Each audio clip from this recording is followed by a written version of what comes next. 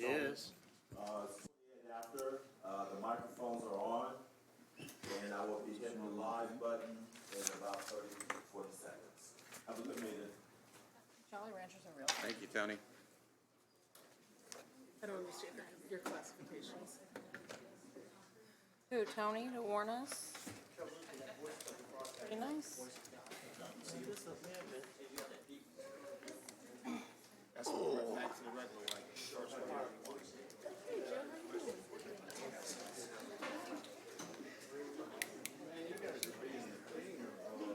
Springfield has a lot of festivals. We have a lot of damn festivals. You got a lot of what? What's the Aid Fest? We have a lot of festivals. We're partying Aston. Anything to party for.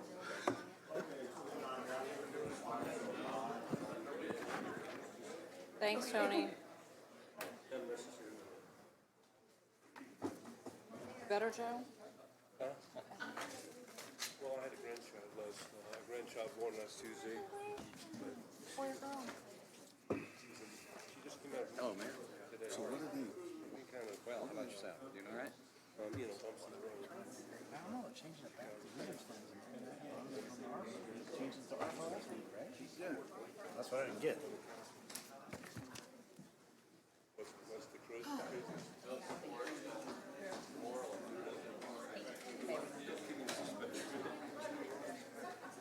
Hold that down.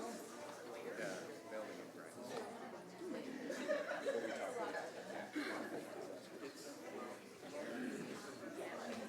What's that? Change it back. Could go wrong. We'll find out, I guess. We'll ask. Chair will call the July 5th, 2022 meeting of the City Council to order. Please rise for the Pledge of Allegiance. I pledge allegiance to the flag of the United States of America and to the republic for which it stands, one nation, under God, indivisible, with liberty and justice for all. Thank you. Clerk, if you please call the roll. Will do. Alderman Redpath. Here. Alderman Gregory. Here. Alderman Williams. Here. Alderman Fulgenzi. Alderwoman Purchase. Here. Alderwoman DeCenso. Present. Alderman McMiniman. Here. Alderwoman Conley. Present. Alderman Donlin. Here. Alderman Hanauer. Here. Mayor Langfelder. Here. Mr. Mayor, a quorum is present. Thank you. This time I'd like to have a moment of silence for two tragedies. Woody Williams, the Medal of Honor recipient, I think he might have been the last World War II Medal of Honor recipient, passed away this past week. And he has ties to Springfield. Of course, he was trying to put a memorial out at Oak Ridge Cemetery with regards to the families that are impacted by war. And then the other one is the tragedy that just happened this weekend at Highland Park, Illinois. So our hearts go out to the victims and the families and the city that's been impacted. And as we all know, with gun violence, it reverberates throughout our country. So it doesn't matter what city it happens in, it has an impact on all of us. So I'd ask everybody to have a moment of silence for those two sad events.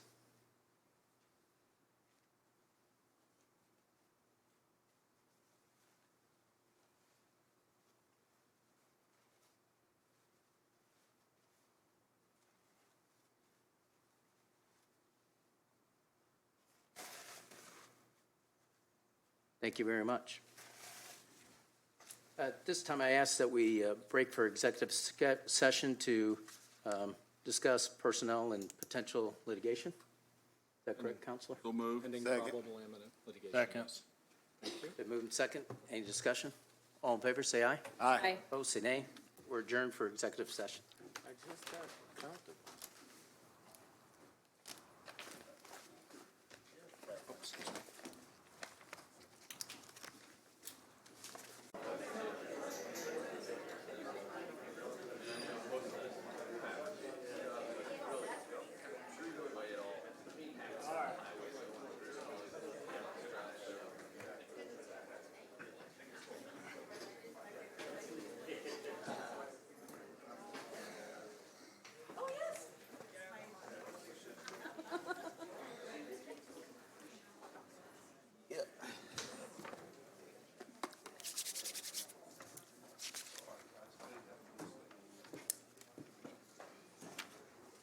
Is there a motion to adjourn the executive session? So move. Second.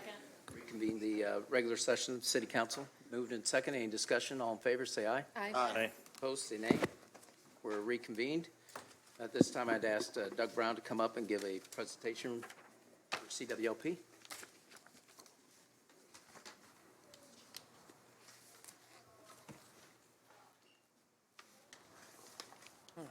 Good evening. Good evening.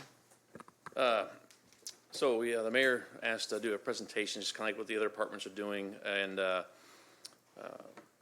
so I'll discuss some accomplishments that we've had and kind of what our road to success has been, and will continue to be.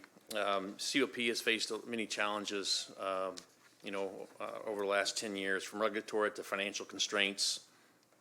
And that's why really COP's had basically the focus of reliability and resiliency on the forefront of its planning for the future. We need a balanced approach.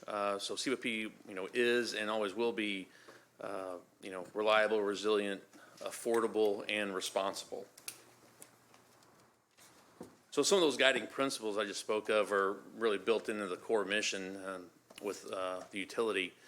The value and services that we provide to our community. Again, the being affordable, being reliable, resilient, the high quality services that we provide, and along with being responsive to our customers' needs. The fact that everything is local control, local operations. So a lot, our facilities, our employees are, intertwined in our community, and our employees really are moving Springfield forward.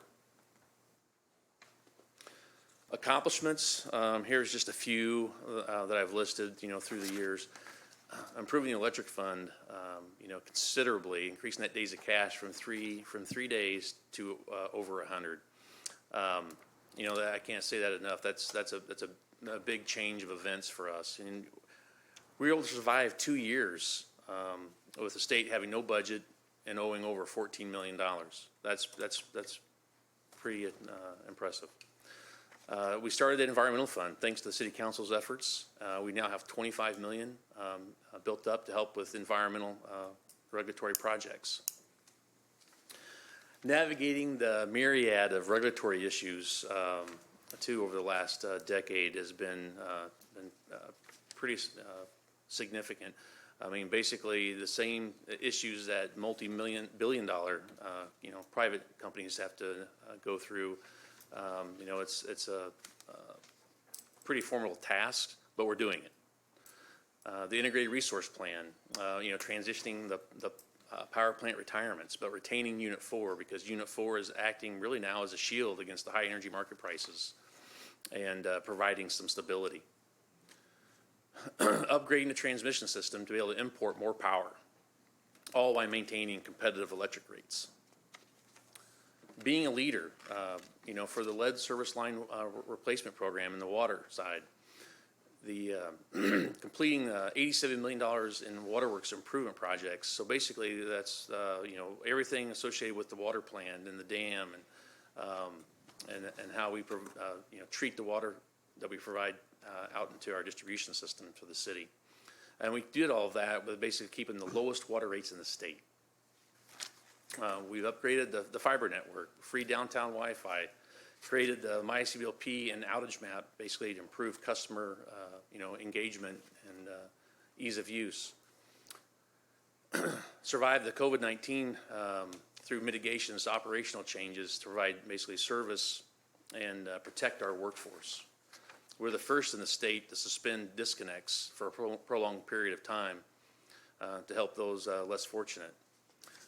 Increased rebates to businesses and residents in need. So kind of going forward, looking at generation and purchase power options, we want to be basically flexible and have some options on the table.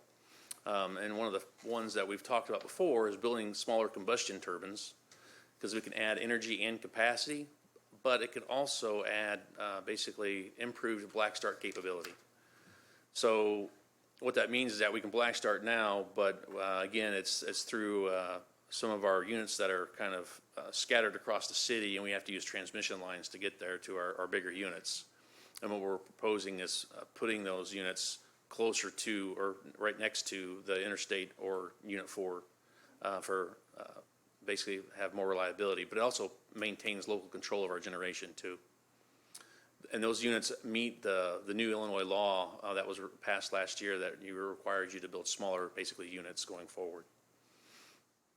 The other option is a solar purchase power agreement. It adds energy, but again, a small amount of capacity. It fits our energy profile nicely. Pricing is extremely high right now. It doesn't match up with longer-term market projections. Market projections, when you look at power prices, they're expected to drop going forward. And you don't want to lock into a 20-year deal with a solar, basically, farm for purchase power and basically get upside down. The Lincoln Land Energy Center is another option. We do have that enterprise zone agreement, thanks to the mayor and the city council. If they, when they get basically built, we'll be able to sell them water. But we also have it structured basically where we can buy capacity energy at the lowest price that they have, whatever deal that they've offered to another company. So I see that more as right now as adding capacity, but it's still a potential source of energy supply too, well into the future. Being responsible and sustainable, the large pilot carbon capture project, it's a $65 million project through the Department of Energy. And that's really going to prove how this technology is going to work going forward on a much larger scale. And I think that's what's really needed to help make the electric grid reliable into the future. Granted, Illinois law, I think, will probably change in the future. They're saying zero carbon. I doubt that any technology can get to zero with carbon capture, but it'll be close. And along with that is the algae project. It's basically a supplemental project on that, and it's going to basically demonstrate how the captured carbon can be utilized in the growth of algae. And it's going to be really used with an animal feed study, okay? So it's basically going to be used to feed animals. And the U of I is actually going to come in August to do a presentation to the city council and provide an update on these projects. Because they're expecting groundbreaking probably in August and maybe start construction in September. So it's going to be very timely when they come. So, speaking of being reliable, there's this project is twofold, right? One is that this new dispatch center and a data center, and that's for the entire city, all the servers. But basically, our dispatch center monitors and controls our electric grid. And right now, we have to move, off the railroad for the railroad project because it's basically too close. And we have to basically move away from that because we don't really need to be next to hazardous materials. Railways sometimes travel with hazardous materials. So we want to make sure the facility is far away from a railway. And, hindsight's 20/20, but when they probably built the facility decades ago, it probably should not have been built there in the first place. But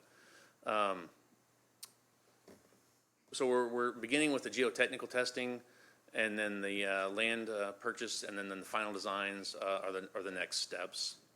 And you'll see probably an ordinance coming soon for the land purchase. One way, though, that we're improving the community is we're looking at the electrical vehicle charging stations. So we've studied the travel corridors, so near interstates, downtown, major retail areas. We've issued a request for proposals. We'll have those back in a couple weeks. Then we'll start the evaluation process. We're also researching grant opportunities to try to keep our costs lower. The concentration, though, will be on level 2 and level 3 chargers. They charge faster than level 1s.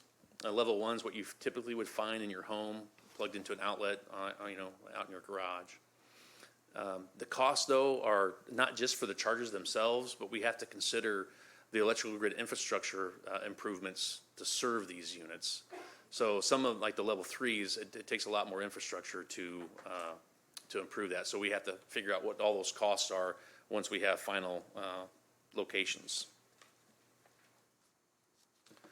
Smart city infrastructure, and it's another project that we're trying to, improve the community and offer more services. And then one of those items out of that is smart LED lighting and LED lighting for streets, right? We've already started the LED program. You can see that we've converted quite a few already, but we average about 800 a year for install. This year, we're doing a little bit more. We're added, I think, another 150 or so to that for what we typically do. And then the smart LED lighting, what that does is that basically if there's a communications network that it can operate on, we can add a device in the street light head and we can control the LED. So basically the level, the brightness of the LED, we can control it from our control room. So that's pretty unique. And there is a cost to that.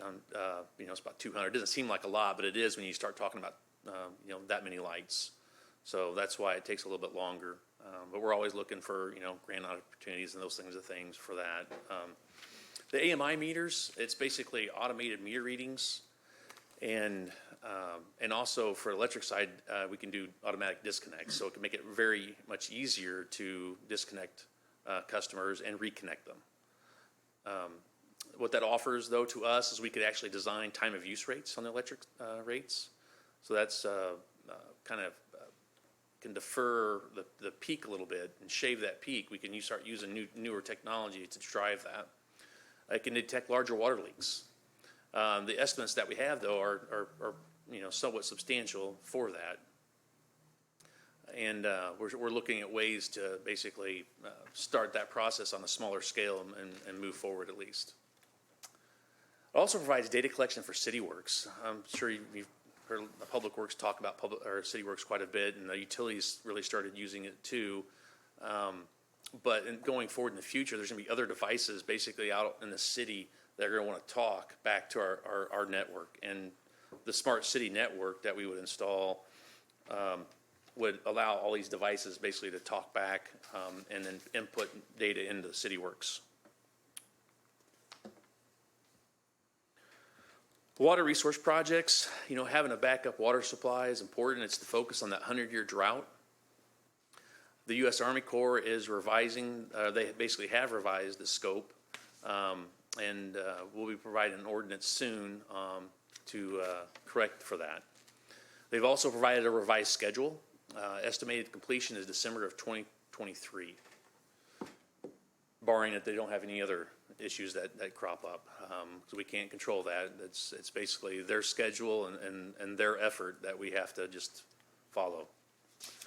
Watershed improvements, we've increased the grants through the last few years, working with our partners like the Sangamon County Soil and Water Conservation District, the Illinois EPA, the farmers in our watershed, even some lake area residents that we have participating to basically install improvements in our watershed.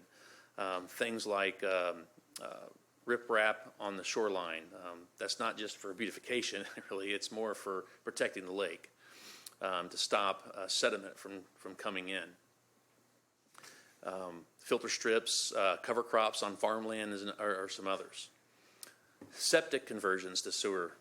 This is a good one. So right now we have 591 out of the 763. When we don't do a lot per year, it really depends upon the cost to do that area, because some areas are more expensive than others.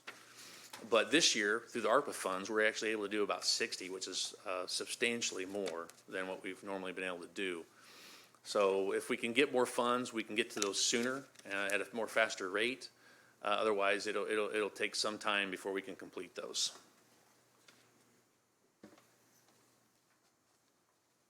One of the more critical ones, from my mind, is replacing the South Fork pumps. Basically, those are the pumps that pump from the South Fork to Springfield Lake. Those pumps are 70 years old. They need to be replaced. We're using ARPA funds essentially to do that. The water distribution complex, that was another one that basically, because of the rail project, we have to relocate a building and some other areas on that complex site. Cybersecurity is important to us, and for the water department especially when, we have to upgrade those controls. It's very expensive to do that now, but thanks to ARPA funds, we can actually accomplish that this year.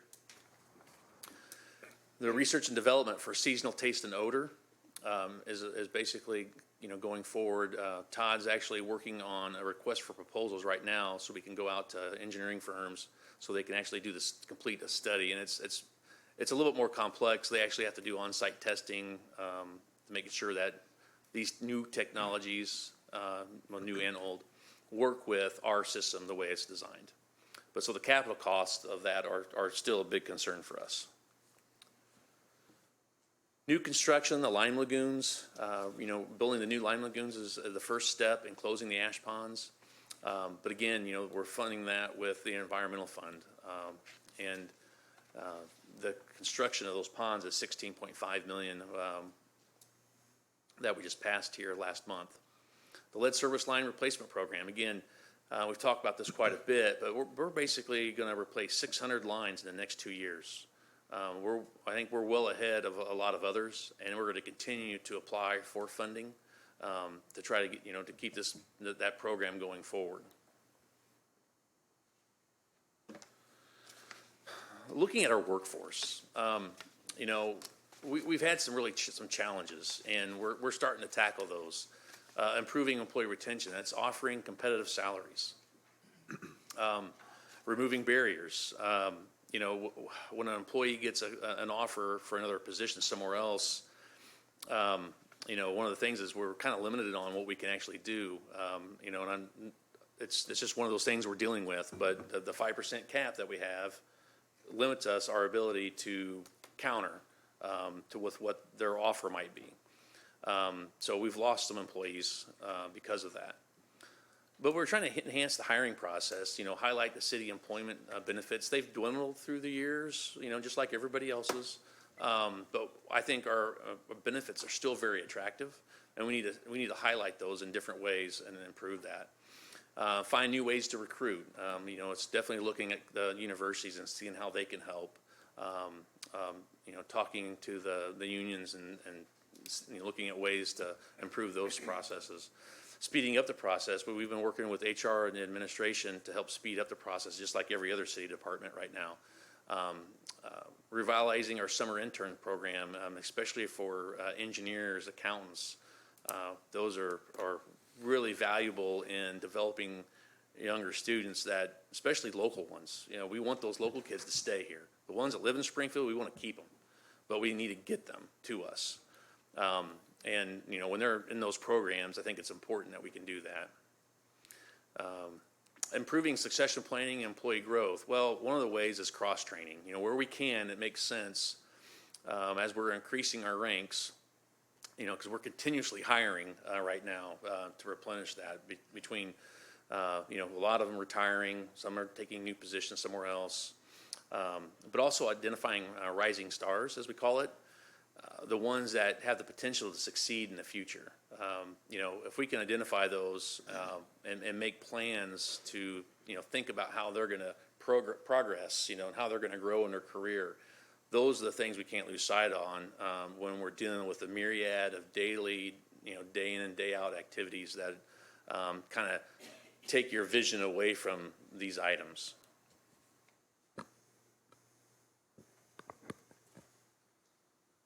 So, as you can see, we've got a lot going on. We got a lot of opportunities and challenges that basically occur kind of all at once, year after year. But our employees, I think, are doing an outstanding job, and I think they are moving Springfield forward. And I think that's what we, sometimes we lose sight of. But, so I appreciate your time. Thank you very much. Alderman Redpath? Director, thank you for your presentation. The information was useful. Just got a couple questions I want to follow up with. So we've been very fortunate in the last couple of years to be able to use federal funds to help shore up not just the utility but the city in general. What is your anticipation of rate increases on both electric and water in the next 2 or 3 years? I think water is definitely more of the concern as we've been expressing during budget. I think with that, we're going to possibly be able to get through this year, but maybe the next year, I think we're going to have to seriously look at that. Either that or we're going to have to make some serious cuts. I know nobody wants to cut services and, those kinds of issues, but I don't think we'll be left with a choice. I mean, basically, the water fund hasn't had a rate increase since 2012, and that was mainly for the water plant improvement project. And you can, as we just kind of showed you, basically that having that kind of a 87 million, and we still have the lowest rates in the state, by far. So I think that speaks volumes to that. So it's a blessing and a curse, right? We've got the lowest rates in the state, which makes it very affordable for water, but we also are going to need more revenues to keep going forward. Our chemicals keep increasing, the cost of labor increases. Those commodities really drive things higher. Even materials, when you're talking about water mains and the pipe fittings and those kinds of things that keep increasing. Electric fund, though, I think that's more reliable, but it depends on probably like the ash ponds. If we're required to, close and cap, which would be the plan, the cost is going to be smaller, and I think we can get through that. We got a substantial amount of money in our environmental fund to help us take care of those things, isn't that correct? Right. So, the line ponds, as you can see, is going to take, a pretty good chunk of that, but it's going to continue to grow. So I think we'll have enough money to close and cap the ash ponds in place using that fund. But if we're required to remove all the ash and it costs another 200, 300 million, we don't have those kinds of funds. We would have to raise rates to do that. Exactly. Under the electric vehicle charging stations, do you have a cost estimate for what that's going to take? No, they kind of vary. So we really need to see the proposals from them and then finalize locations. And then we have to determine what those locations can do. So a level 3 charging station, let's just say, if it's located down on, South Grand and Dirksen on the east side.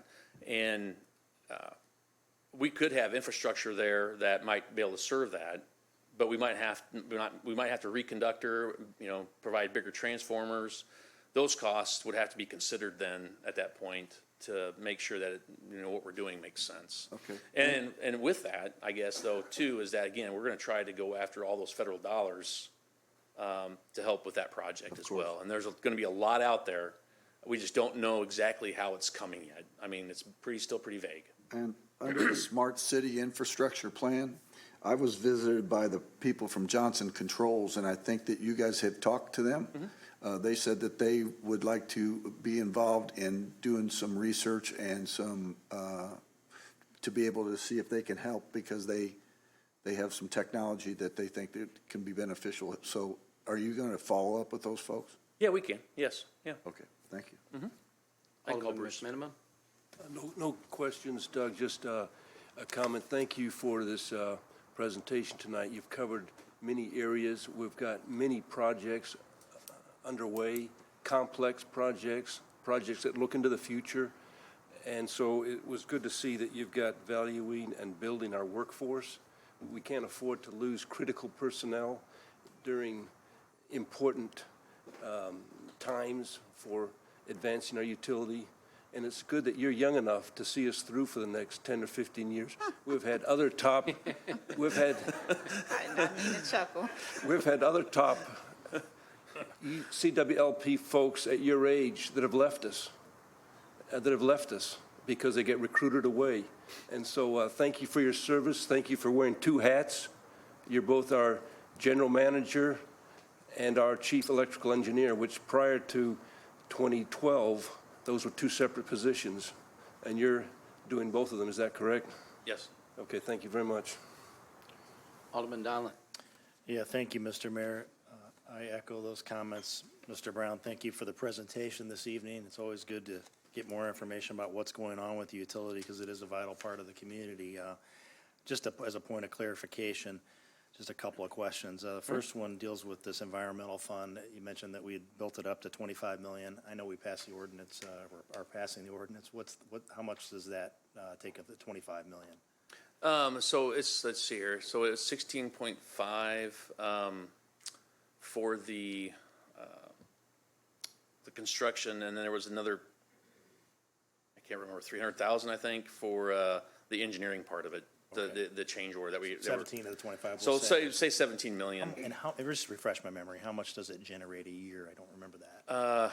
It's anywhere between probably 2.8 to 3.2 range. Good. I would just say, just in general, just think 3 million for the most part, on average. And I appreciate the comments about us being able to pay for the projects that need to be done out at the power plant if we go one way versus the other. That's an important thing to always point out. Yes. And then just one other thing, regarding the value of the workforce, I learned early on that just how professional the employees are at the utility and how proud that we all should be with everything from, when the power goes out, how fast it gets back on. It's incredible. It doesn't happen elsewhere. It doesn't happen with the private utility companies. That's just a fact. But regarding the obstacle, as you described it, I don't know if you used that exact word, but with the 5% increase limit, and Alderman McMiniman alluded to the fact that we've lost some key personnel before, basically they were hired away. Right. Help me understand why that is such an obstacle, because I don't recall anybody there ever being a proposal to come before. I think if I recall correctly, that ordinance that was put in place sets a 5% cap. You can't give anybody a raise. The limit is 5% per fiscal year, Right. unless it comes and gets council approval. Why is that such an obstacle? I mean, why has there not been? I would say that the times have changed. Previously, I would say, when somebody was offered a competing job, you might have a month, to decide. Employers are expecting you to decide much quicker. And employees are, they're not willing to wait. So it's not the reluctance to come before the council. Correct. It's just Yeah, the for timeframe. some of the key positions that we were impacted by, I would have wholeheartedly just jumped in and brought something, but there's just no time. Well, And I like there's to be- sometimes that if there's a career path for people, then that's different, right? There's promotion levels, like for engineers, there could be possible promotions like that. Some accountants and those kinds of things, but there's other positions that don't have higher, the next level. Well, if So you it's could just speak more- with it's Director harder. McCarty and of course your boss, the mayor, on something, maybe a proposal or your thoughts after you've had time to reflect on it a little more. Sure. On, maybe we could change things up. Obviously, I can't speak for everybody, but I'm always curious to have that dialogue and because you've mentioned it more than once at a presentation that it's an obstacle and so at least I'm open for discussion on it. So thank Okay. you. Appreciate it. Alderman Gregory? Thank you, Mayor. Mr. Doug, a couple questions. So earlier you had mentioned we haven't had a water increase in some time, and my colleague asked a question, that we possibly may have to raise that or address that in the future. So, and you said or cut some services. Can you give me an example of one services that we would maybe look Well, at? you start with non-vital first, right, I guess. That would be probably, activities around the lake. So, I think through the years too, we went through a period of time where we didn't really invest much money into that. And I think the mayor and on Redpath can attest to that, right? And we've tried to change that focus, trying to get back to, beautifying the lake a little bit, and just kind of letting the things run down as they were. But then there's other projects too, so looking at doing larger main replacements, we would just have to push that off. Planning on doing about $1 million a year in main replacements right now is what we budget. That would have to take a hit. That's not good for the city long-term. So talk to me for people who are not quite engineers. Sure. If we don't make those repairs, how does that affect the normal So, citizens? that's a good point. So basically, when mains when they age, you're going to see it more typically when you have like hard freezes or thaws. So as the weather changes, you're going to see more main breaks. So people will be out of service of water, more impacts, and those are the things we're trying to avoid by replacing those older mains. All right. But yeah, those are the kinds of things we'd have to look at cutting. All right, thank you. I As just well want- as possibly, I mean, even layoffs, cutting personnel, which again, we're, over the last decade or more, really, we've cut a lot of personnel through the years to try to, shrink our workforce per se. Okay. And second part of my question was, I just wanted to touch on different programs and efforts that we mentioned to retain local talent and those things. Are we working with our schools or anything, especially in the minority section? Yeah, I mean, the utility doesn't have staff to do that. I don't think HR has the staff to do that as well. But I have to let Mr. Cook speak to that. But I think those kinds of activities, though, I think are very valid.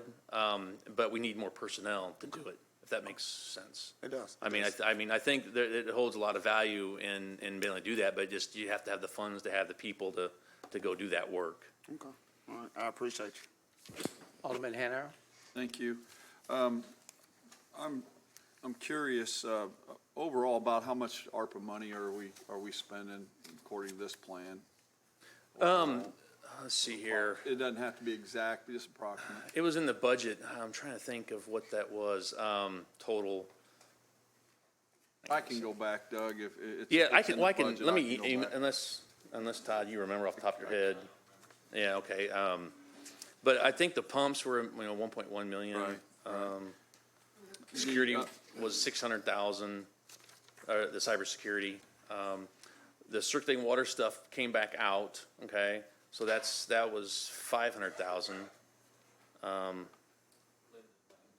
Linden Lane, yeah, that was on 2.3 million for public works and utility. And they were needed, yeah. And how much money is needed to complete the sewer project out the sewer line project out the lake?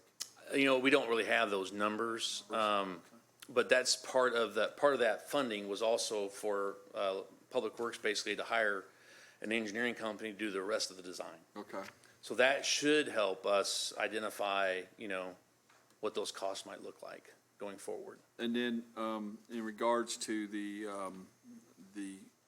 Lake 2, we had a conversation, I don't even know how long it's been, Mayor, that we were in DC with them, and they were telling us that they were gonna do things faster, and it sure doesn't seem like they're doing things faster. And, I've been a proponent for Lake 2, but at some point in time, if they're not, we gotta get a decision from them.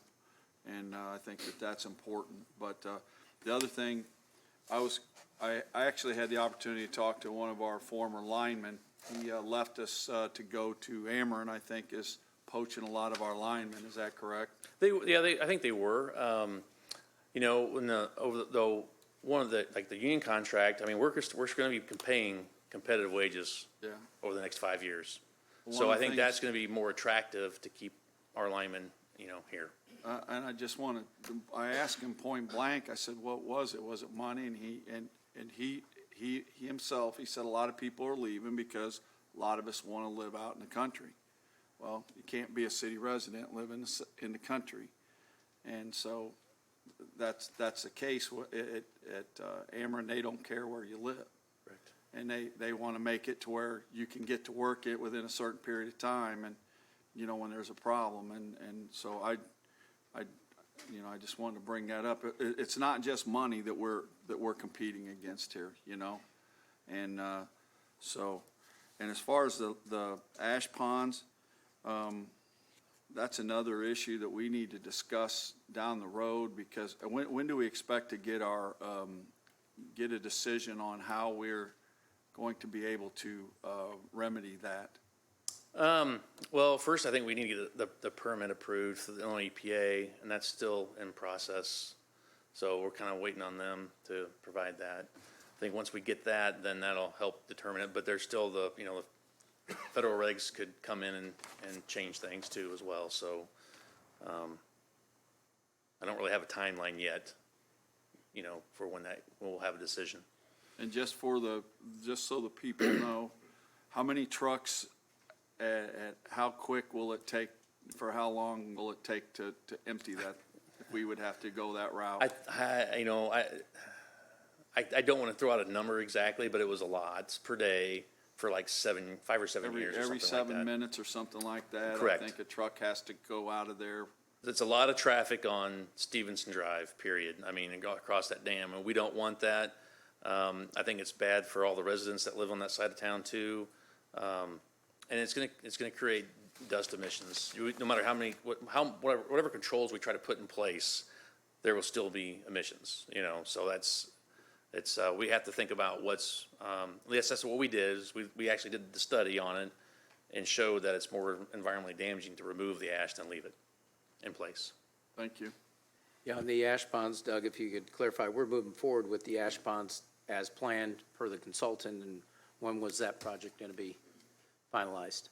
Well, Everything fell in place with the DEP plan and has been everything. filed for a permit, so we can't really do anything What until, was the scheduled timeline? I don't really have that in front of me. I mean, I don't remember it. It was 2024, around that time.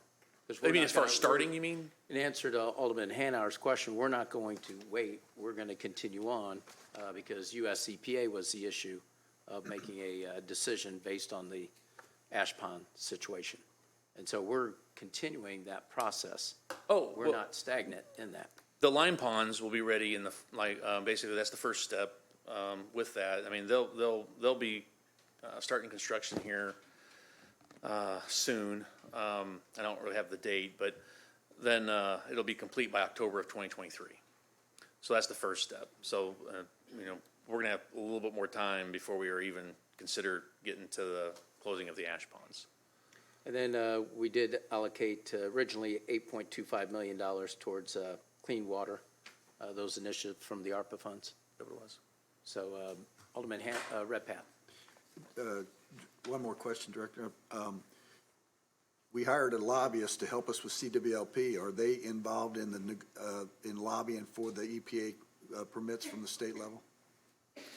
Not that I'm aware of. I mean, I think with the Illinois EPA permits for like the ash ponds, that I don't really know, there's not really a political thing there. There's politics everywhere, brother. Well, might be, just not that we're aware of. I mean, I would say the Illinois EPA, they're short-staffed like everybody else. That particular group that's in charge of those. I think that they're concerned too with, not just our permit, but the whole process as well. I mean, they still haven't submitted it to the US EPA as far as I know, not our permit, but the Illinois plan.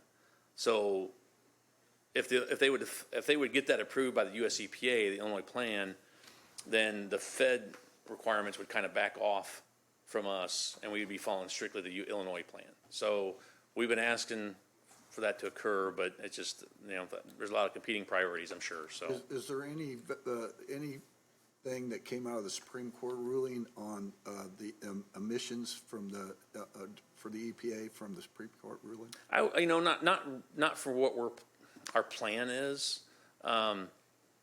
If it would've went the other way, let's just say, then I would be more concerned that they would have applied stronger limits and regulations that would close down Unit 4 much sooner than what we would want. But it doesn't have anything to do with our ash pond situation? No, it's strictly more of the greenhouse gases. Thank you.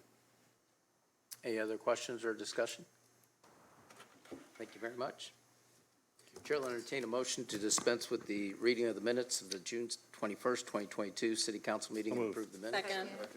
Been moved and second. Any discussion? All in favor, say aye. Aye. Opposed, say nay. Motion carries. Chair will entertain a motion to incorporate the pre-council first reading of ordinances into the record of this city council meeting. So moved. Second. Been moved and second. Any discussion? All in favor of the motion, say aye. Aye. Opposed, say nay. Motion carries. Next item on the agenda is the consent agenda. The chair will entertain a motion to incorporate the pre-council reading of the consent agenda into the record of this city council meeting. So moved. Second. Been moved and second. The chair will entertain a motion to pull for debate agenda number 2022-279 and 2022-280. What do they pertain to, Mayor? That's 284. pertaining to the sponsorships. It's 78, similar. 9, and Right. 80? Yep, There's three of them? correct. And 278 is already on the debate agenda. Okay. So moved. Second. Any discussion? All in favor, say aye. Aye. Opposed, say nay. Motion carries. Is there any other discussion on the consent agenda? Chair will entertain a motion to place the consent agenda on final passage. So moved. Second. Been moved and second. Any discussion?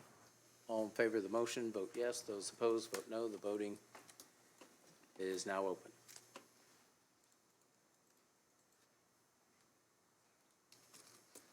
And the consent agenda passes 8 voting yes, or 9 voting yes, none voting no. Agenda number 2021-337, 2022-157, 2022-256 remain tabled during committee. I'll entertain a motion pulled 2022-157. So move. Been moved and second. Any discussion? Which ordinance, Mr. Mayor? This is regarding Southtown Construction Bone Training Center. My understanding, Calvin Pitts, he could not be here tonight, but he did make the payment on June 10th, and it was processed, check was processed, I believe, at the end of June. Second. Any other discussion? All in favor, say aye. Aye. Opposed, say nay. Motion carries. Mr. Mayor, do you need a motion to remove debate agenda 2022-163? Yes. Next item on the agenda is 2022-163. I think, are we Withdrawn. withdrawing that? Withdrawing? Yep. Motion to Motion for withdraw. withdrawal. Second. Second. Do I need to read it in to the record? Yes, I would just read the title, motion to withdraw. Okay. The ordinance is amending Chapter 80, Section 80.08 ABC and Section 82.02A1 of the 1988 City of Springfield Code of Ordinances as amended pertaining to pedestrians on the roadway. Chair will entertain a motion to withdraw agenda number 2022-163. Been moved and second. Any discussion? All in favor of the motion, say aye. Aye. Opposed, say nay. Motion carries. Next item on the agenda is 2022-157, an ordinance authorizing execution of the subrecipient agreement number 21-SR-0008 for Southtown Construction and Bone Training Center utilizing the city's community development block grant funds in an amount not to exceed $400,000 for the Office of Planning and Economic Development. I would move for consent now that this due is paid. Already passed consent. Move for Sorry, passage, you mean? It's been moved and second. No, it hasn't been seconded. Is there a second? That was a motion for passage, is that correct? Yes. Correct. Is there a second for passage? Second. Any discussion? Yes. Alderman Redpath? I understand that they're in federal court right now, even though he wrote a check. They're still in federal court. Is that, can you confirm or deny that, Mayor? I can't do either. I know the issue was making the payment, and he's made the payment, and it's been cashed, so. So it's not resolved yet then, right? As far as our discussion, it was. I mean, based on the amount of the $3,000 or whatever was in question. So do you know something other than that? I was told that they were in federal court by the unions. I can speak to that, Mr. Mayor. Sure, Alderman McMinimum. So I think what happened was, with the third check that was sent in by Mr. Pitts to resolve the issue, when the union received it, or the pension fund received the check, they said, well, that came one day late. And meanwhile, they had, I think a few days before, begun a federal lawsuit to collect the money. And then the pension fund said, and now that we've filed this lawsuit, you also owe us money for having needed to file a lawsuit. So I think this situation is becoming unfair to Mr. Pitts, and I think we should let this ordinance go through and let Mr. Pitts work things out with the laborers union. That's a separate issue. It doesn't involve the city. I know in the past some council members have said that with Mr. Lawrence, we got into a problem with Mr. Lawrence and his failure to pay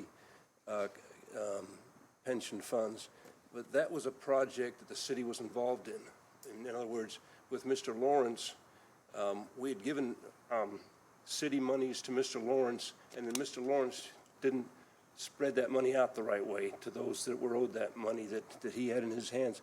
But with this, with Mr. Pitts, there's a dispute regarding a private contract that Mr. Pitts had roughly 6 years ago that did not involve the city in any fashion. There was no city money involved in the dispute. It's like a $5,000 dispute between Mr. Pitts and the laborers union that does not involve the city. It had to do with, why am I familiar with it? Because it had to do with MacArthur Park Apartments. And there was no city money that went into that project. So I think the city's best path is to just stay out of that private dispute between the laborers and Mr. Pitts and pass this ordinance, which I think the city needs. It's a good ordinance. It's to rehabilitate homes that are empty and that need upgrading, and Mr. Pitts is going to train and provide expertise to those that are in our community to do that kind of work, to improve the housing stock. So I think that should be the issue before us. As a follow-up, Alderman, I would like to see him clear it up too, and if he does, I will vote for it. I don't think it's cleared up, so I won't vote for it. So I think the original discussion, then Alderman Gregory can take his turn. The original discussion was the amount owed, or the disputed amount owed. And just to be clear, Mr. Pitts wrote on the check that he was paying under protest. And so I was in banking, that check would clear. But the union or the pension fund decided not to do it. So there's a dispute, an audit happening, things of that nature. But Mr. Pitts went ahead and paid it. And now they're saying, oh, you're 1 day short, pay our attorneys. Well, that's an issue with the attorneys. And so that's more of a collection issue for that debate. And we're really on a slippery slope if we're going to start legislating collections. Because can you imagine every dispute someone would have, they could come up and simply say, oh, Tim Smith owes this amount or whatever, or Bob Jones or whoever it is. And that would be, then what are you going to do then? Whose charge are you going to take? So that's a slippery slope. Mr. Pitts did what he said he would do. He made the payment. Check's been cashed. It's paid in full. I think he's still debating whether or not he owes it. And that's for the determination, as we all decided, between the two parties. But this, they're doing an end around, moving the goalposts, so to speak, to say, oh, now you owe attorney's fees. So, I just don't buy it personally. But Alderman Gregory? Thank you, Mr. Mayor. I agree with you, Alderman McMiniman. I think that, this really is a bad look upon us, and we need to get away from it. We need to pass this ordinance and move on. I've heard both sides of the stories, and I get it, but I agree. We're not judge and jury, and I don't know who to believe in this situation. I don't know if Calvin owe it. I don't know if the union owe him. That's why they're going to do an audit and go through the legal process, but it should not hold up on what we're doing on the city. He don't owe us. It just is what it is, and we should proceed, because in the meantime, while this going, if it's going to federal court, that could take years, months, I'm sure. And our community is going to hang in the balance still with houses not only that are in my ward. I believe, Ms. Christian, you have a house in your ward. Ms. Keisha, Alderwoman Purchase, I believe some of these houses are spread out. They're not just Ward 2, they're houses all over our community. And we just need to get away from this, let them deal with that. These 20 or 10 individuals, however it works out, guess what? They're all going to go out, and they're either going to be one or two things. They're going to go try to find them a job with one of these good unions like they should do, or they're going to be starting companies, and they're going to join the workforce and help us rebuild our community. So, that's my spiel. I support this, and I really hate that we're here in this situation. We shouldn't be, and, if they owe us and they owe the city, then we deal with it. If not, we move on. Alderman Hanauer? Yeah, thank you, Mayor. I up until you brought this out, I've not been made aware that it was completed or a check was done or anything. So until I confirm that, I'm a no vote for this. I think it can wait 2 weeks, and we can get confirmation and find out if if everything's good and then just move on it. But as it stands right now, because of I have not been made aware of the developments, I will be a no vote. Alderman Williams? Yes, so, my problem with this is not a city debt. The person didn't owe us. And yet we continue to say, pay a third party, pay somebody else, but he doesn't owe us. And we're holding it against this guy. So that means anything that comes through here, they better not owe nobody. Because guess what? One rule for everybody. One rule for everybody. So nobody's going to be getting no money at the rate you guys are thinking. This guy, we had to talk to. He adamantly says, I do not owe him. But yet he tried to pay him. And then he did pay him, and then there's a clear check. They got their money. And now we're playing games. Now all of a sudden, oh yeah, but we had to, we cannot do the bidding for, how did we even find out? They didn't write the mayor and say, dear Mayor Langfelder, they didn't write the council. We brought in, think about this, we brought in some personal mail that's addressed to a friend, let's just say a friend, because I don't want to use names, but I could. But and that person's personal mail was used against a citizen trying to do a good project for our community. And yet, when we did finally talk him in and he does it, now here we are again, still playing game. We need to pass this and move on. Because we have already stepped in it to where you're going to hear me say, hey, if they owe, we can't give them the money until they clear it up. Because you guys said, this is the way we operate. I want to be a good steward of the money. But okay, we'll do that then. But we should have never, ever dealt with this. Thank you, ma'am. Any other discussion? All those in favor of the motion, vote yes. Those opposed, vote no. The voting is now open. Our roll call vote? Is that what we have to do? Yep. Alderman Redpath. No. Alderman Gregory. Aye. Alderman Williams. Yes. Alderwoman Purchase. No. Alderwoman DeCenso. No. Alderman Benneman. Yes. Alderwoman Conley. No. Alderman Donlin. No. Alderman Hanauer. Nope. Motion, it fails, Mayor. 6 noes and 3 yeses. Next item on the agenda is 2022-236, an ordinance approving a professional services agreement with Wood Group USA, Inc. in an amount not to exceed $29,500 for engineering services to evaluate carbon capture at Dolman Unit 4 for the Office of Public Utilities. Chair will entertain a motion to place agenda number 2022-236 on final passage. So move. Second. Moved and second. Any discussion? All those in favor vote yes. Those opposed vote no. The voting is now open.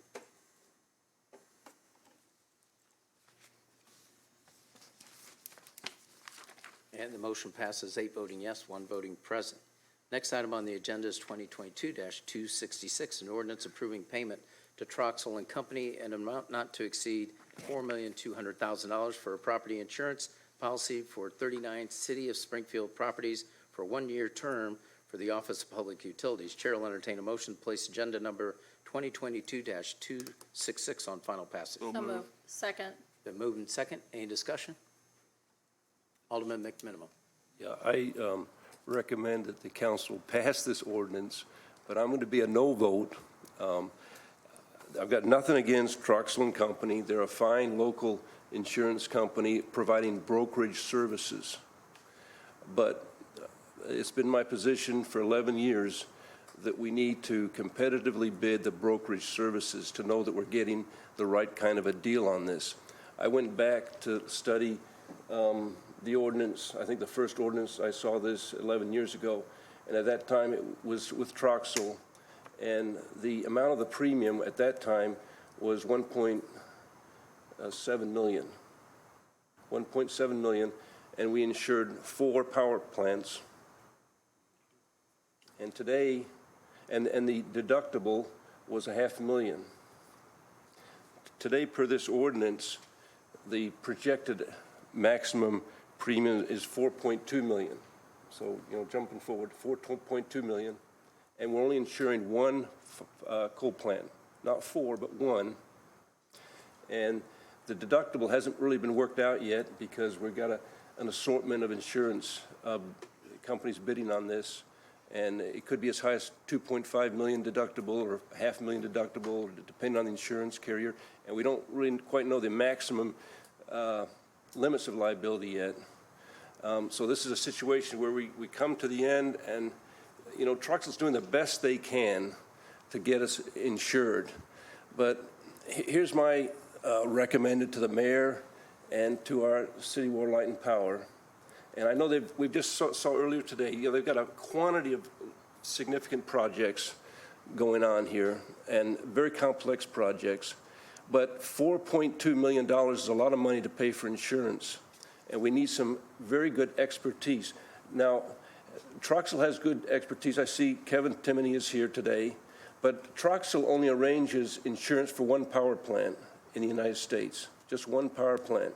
And what you really want is a brokerage firm that does more than one power plant coverage, because they're going to have expansive relationships, they're going to know the territory, they're going to know the expertise. And so I'm recommending to Doug, you probably need someone at the utility where this kind of a decision on insurance doesn't reside strictly with our Mr. Doug Brown or to Scott Rogers, the top guy in the electric division. We really need a staffer who can study this situation. Now, typically, how much does a brokerage firm charge to get us the insurance? Anybody have a guess? Well, it's roughly about 6% of the amount of insurance. So if we've got, let's say, eventually we're going to pay $4 million of premium to be insured, what's the brokerage commission that's going to be paid? Well, 4 million times 6%, it's $240,000. So this is a very lucrative contract for Truxell, our local Truxell, and I don't blame them for trying to hold on to it. But $250,000 roughly in commission is a very large commission, and so we really need to really shop around for the brokerage services in addition to the underlying insurance. And Mr. Mayor, I hope you'll take the lead on that. And I don't fault Truxell at all. We just reached out to them for help. But our utility management, they've got to really look at this. And I'm not going to be here next year when we approve the next one of these. But I hope you devote the time and energy and maybe assign a staff person, even hire a staff person to work on the insurance coverage for our utility. So I'm going to be a no vote. I hope I explained why.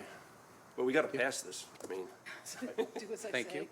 So, Alderman Hanauer. Thank you. Well, one thing, we're lucky that we're able to get, one of the reasons why I think our rates have probably gone up is we've had two major, just in the last couple of years, the turbine blew up. It was a insurance claim. It was quite substantial amount of money. I don't know what exactly it was, but it was substantial. We've had the power plants had probably more insurance claims than most power plants around, and I think that that's one of the reasons we're lucky we're even able to insure it. I thought with this last one we would have a tough time. The other thing too, keep in mind, is in the country there's only so many companies that will insure. You can go to any brokerage firm you want. They're gonna bid the same companies. And I know I've had a chance to talk to Timoney, Mr. Timoney, and other people at Truxell. They've spent a lot of time bidding this out. They had a hard time getting some of them to return bids too, and they've had that in the past. And it's all about our history out at our power plant and the number of claims that we've had to file. I mean, just think about it with your car. You get in too many wrecks. What do? They drop you, and that's exactly what's happened here. So, and I agree that there's, there's times when you bid things out, but, I don't know that bidding brokerage services is something that you can do. They're all dealing with the same companies. They don't have any special companies that they're tied to on, especially on something like the power plant, so. Alderman McMiniman? Yeah, if I was going to have brain surgery, I wouldn't want to use a surgeon that does it once a year. If I was going to have a major heart operation, I don't think I'd want to have a heart surgeon that does it once a year. This is nothing against Troxel. And yeah, the insurance is extraordinarily complex for power plants right now, which is exactly why we need to go out there and get some expertise in this area. And by the way, we had a major explosion in 2006.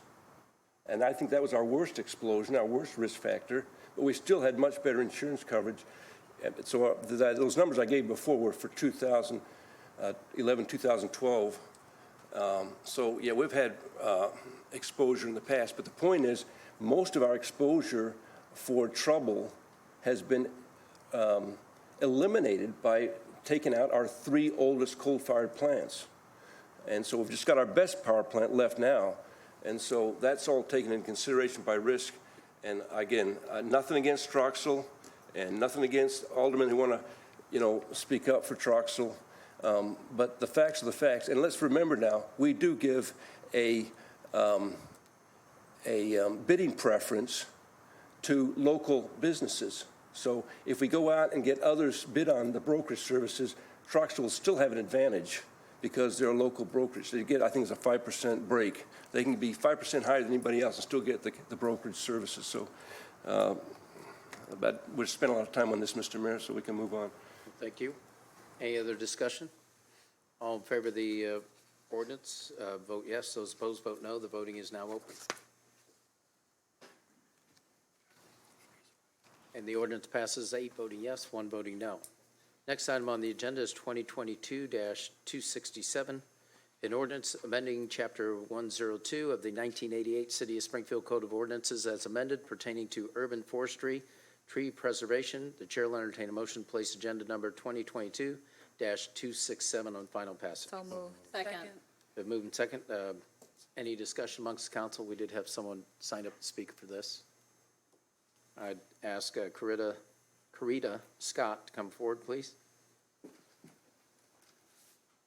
If you'd state your name and address for the council and address your comments to me as chair, we'd appreciate it.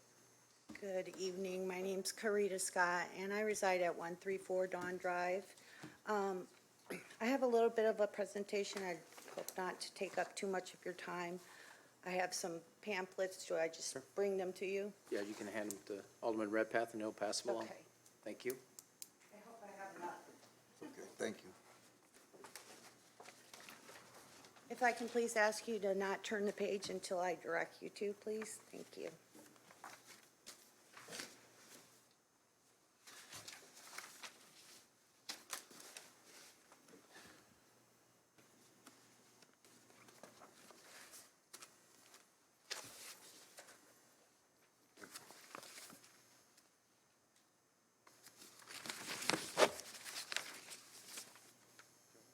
I hope there's enough. Well, that's right. He'll give them to the council members. Yep, you can go ahead and proceed. Sure. Okay. My background is I originally grew up in Indiana on Lake Michigan, so I'm a Midwestern girl. At the age of 18, I moved to Arizona, lived there for approximately 17 years. In 2002, I made the decision to move back to the Midwest and chose Springfield, Illinois as my home. My mother, Ruth Ramsey, who's in the audience, we have a combined home ownership of that residence of 20 years. We enjoy the neighborhood. When I first went into the home, I envisioned French doors to view the back of the property with the beautiful nature. I had finally found my home. The home is located in the northwest area of Springfield, Ward 9, Lot 35 of Morningdale Extended Neighborhood. If you can see that on the first page, You can see Lot 35 backs up to the forestry wetland area that Spring Creek runs through. If you look to page 2 and 3 and 4, you can see our home that we live at. You can see the nature. You can see the beautiful views that we have.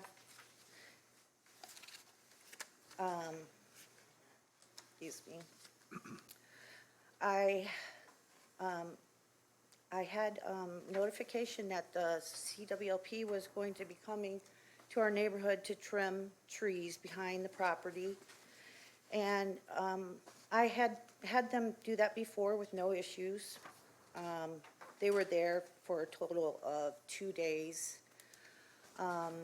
After they were done, I asked to speak with the director of the tree trimming, and I spoke with Carl Tagan and asked him if he was done with the project, because my neighbors and I were very concerned of the devastation that was left there. We had 2 trees that were dead. We had wildlife plant tree disruption to the forestry and wetland areas.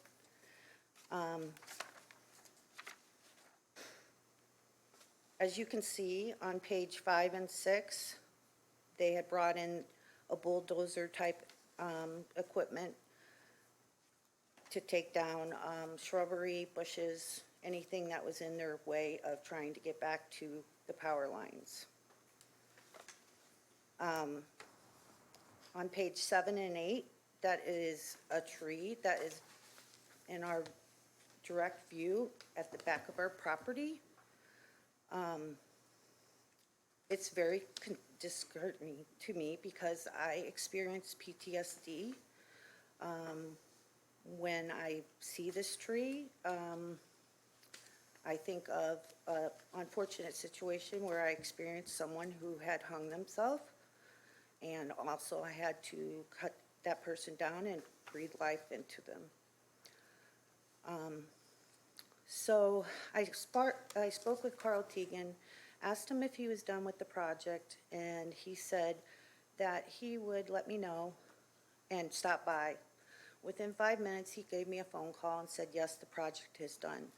I told him that our neighbors were very concerned of all the disruption and what was left. So I asked to speak with his supervisor, Matt Huff.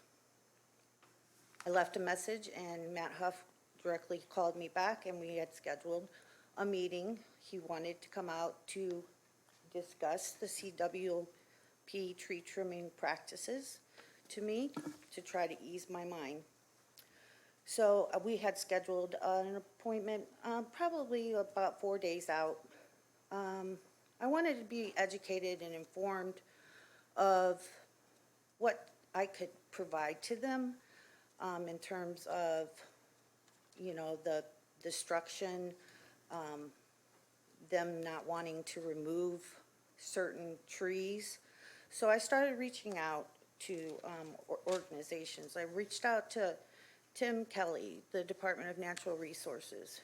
I discussed with him the wildlife, the trees, the bushes, the plants, the wetland areas that are around Spring Creek. He advised me to reach out to the Illinois Environmental Protection Agency to make sure that permits on the file were correct for CWLP. I spoke to David Gender, Lucas Dale. They referred me to the Rockford U.S. Army Corps of Engineers, William Ruth. They said there were no permits on file for CWLP. I'm just really relaying this information. I don't know if it is correct, but this is what I was informed. So, Ms. Scott, are you for or against the, what's before us is the Urban Forestry Commission's recommendation for preserving trees and things of that nature. So are you for it or against it? I am for it, Okay. but I've gone through a lot of experiences in the last 2 weeks, speaking with people, trying to get educated. I just recently got a phone call this afternoon from Matt Huff I had a question regarding the easement behind the property, and Carl Teagan had said that if, that the tree I'm looking at is not on my property, it's not my responsibility, but it is on the easement, and I kindly requested for him to take it down, and also we would like to have some sort of low-lying bushes and shrubberies put back for the wildlife in that area. But I did speak with Matt Huff this afternoon, and he said he spoke with my neighbor who's directly behind us, owns 6 acres, and he said that Mr. Skeeters had no problem with me hiring a landscaping company, going behind there and removing the trees. I did speak to Mr. Skeeters, and they informed Mr. Skeeters that they were going to be out within 20 to 30 days to clean up the property. Yeah, if you would get with Doug Brown, he's actually Matt Huff's boss, so that's as high up as you can go. So if Okay. you'd give him the information, I'm not quite sure if that's CWLP that did it or Nelson's Tree Service. We use an outside company, but Doug can get to the bottom of it and let you know what we're able to do or what we can't do. I would But we'll make appreciate note it. that you're in favor of the proposed ordinance. Yes, because before us. I think there should be some types of regulations to, take care of our trees and not destroy them. Let me just leave you with just this last quote from Ann Logg, who wrote an article in the Illinois Times. Springfield trees get new respect. Trees also have the intangible beauty that has been scientifically proven to improve our mental health. What we wake and see each day matters. Well, thank you very much. Thank you. Thank you. Any other discussion? All in favor of the ordinance, vote yes. Those opposed, vote no. The voting is now open. Maybe. Which one? There it goes.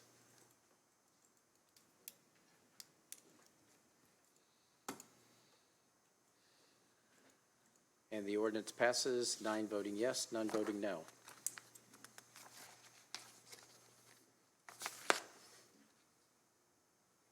Next item on the agenda is 2022-269, an ordinance approving the appointment of Summer Griffith as the Director of the Library. Chair will entertain a motion to place agenda number 2022-269 on final passage. So move. Second.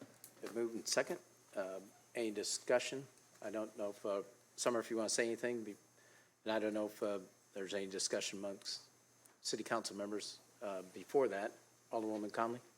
Mayor and council, I just want to thank you. I want to thank my staff who've given up many of their Tuesdays in a row to be here and to be supportive. So thank you to the entire people who could come and to highlight the incredible work that they do in the community in all of your wards and the work that we do together. So if you have any questions, I'm here. If not, I appreciate your time. Alderwoman Conley? Thank you, Mayor, and thank you, Ms. Griffith. I just want to tell you, I've been open and upfront with you with Yeah. my concerns. It means a lot to me that we had so many people with the credentials that I was looking for, a master's in library and information services that came in and really spoke very highly of how things are going over the last couple of months. And I keep an open mind with all these decisions, and I'm very pleased to vote for you tonight, I appreciate that. Thank you. for your time. Thank you, staff, for your time, too. For Thank their you, time. guys. A little much, to be honest. That's the most energy I saw out of a library staff. You got to come by more often, Mayor. There are a lot. Alderwoman Purchase? I was just going to say thank you, too. I was glad to see that the staff came back out again today. I think we have more tonight.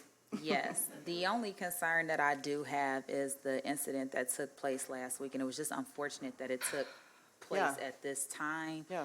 And what we were told about not being able to call the police when we have people in there that may not be safe to. Yeah, absolutely, and I'd love to clear that up a little bit, because I think Right. while I was at Cross, and I did talk to both Officer Newman and Chief Scarlett afterwards. I think there were some wires that got crossed. Okay. And I can have, if we need to, there there is an Illinois library privacy statute with the Illinois General Assembly. So we do have some regulations around what we can and can't do, including with law enforcement per General Assembly statute.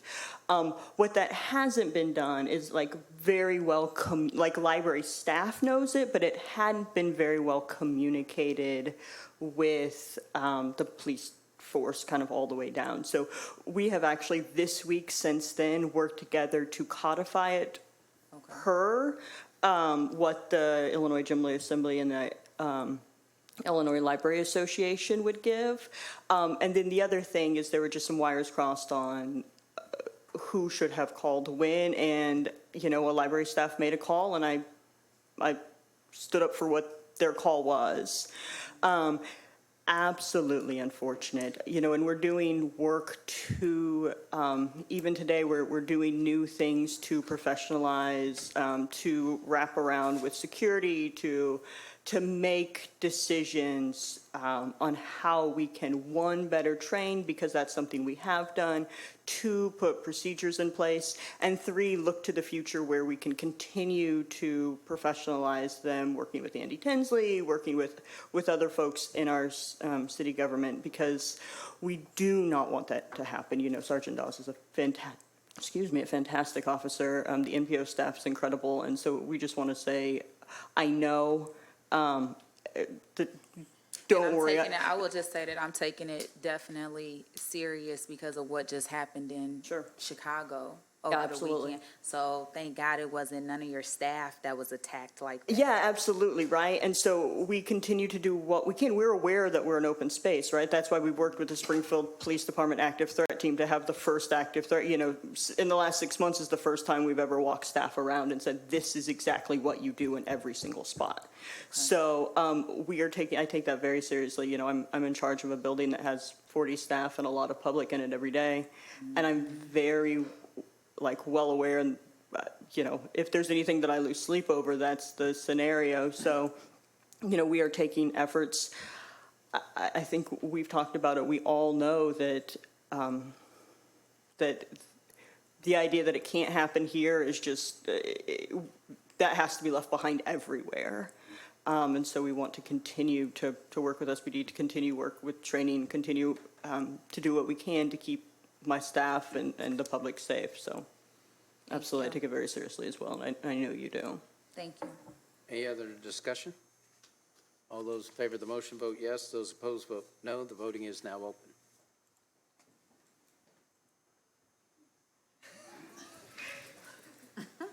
And the ordinance passes 9 voting yes, none voting no.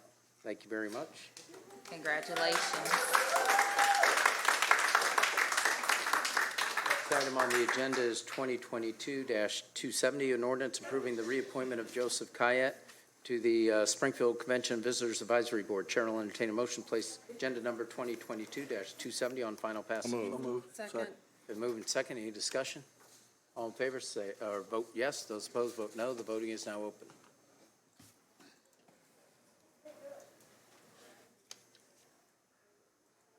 And the ordinance passes 9 voting yes, none voting no. Next item on the agenda is number 2022-271, an ordinance approving the reappointment of Jody Davis to the Springfield Convention Visitors Advisory Board. Chair will entertain a motion. Place agenda number 2022-271 on final passage. So moved. Second. Been moved and second. Any discussion? All in favor, vote yes. Those opposed, vote no. The voting is now open.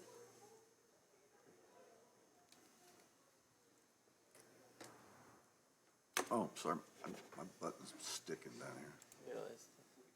And the ordinance passes 9 voting yes, none voting no.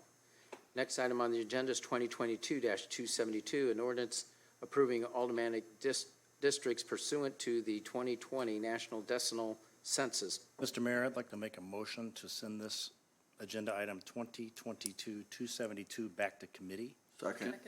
Been moved and second to send it back in committee and second it. Any discussion? Discussion? Yeah, Alderman McMinimum. Is there a reason why we're sending it back? Yeah, I'd be happy to address that. The purpose of sending it back would be, there's been chatter amongst aldermen about another potential draft being considered, and the goal is to work with the Planning Commission staff on presenting to this group an additional alternative to consider and to have that alternative available for not only council inspection, but for just as important, if not more important, public inspection by next week. So then we'd have a whole nother week to consider any and all drafts that have been proposed. Mr. Mayor and council, I understand that we can always come up with potentially a better product, but I think the Planning Commission did an outstanding job in preparing this new map. I think they did a better job than what we had 10 years ago. And my fear is that if we open the door up to changes, it's hard to figure out where you close the door. If two aldermen want to make a trade just between the two aldermen, I can kind of see that it impacts no other aldermen. You know, two aldermen want to just adjust their boundaries between themselves. But when it starts impacting other aldermen, I just think that's a problem. And so I'm worried about what we're going to do here, particularly with our time is short. Our time is short. We're already in July, and petitions start circulating, you know, I think historically in August.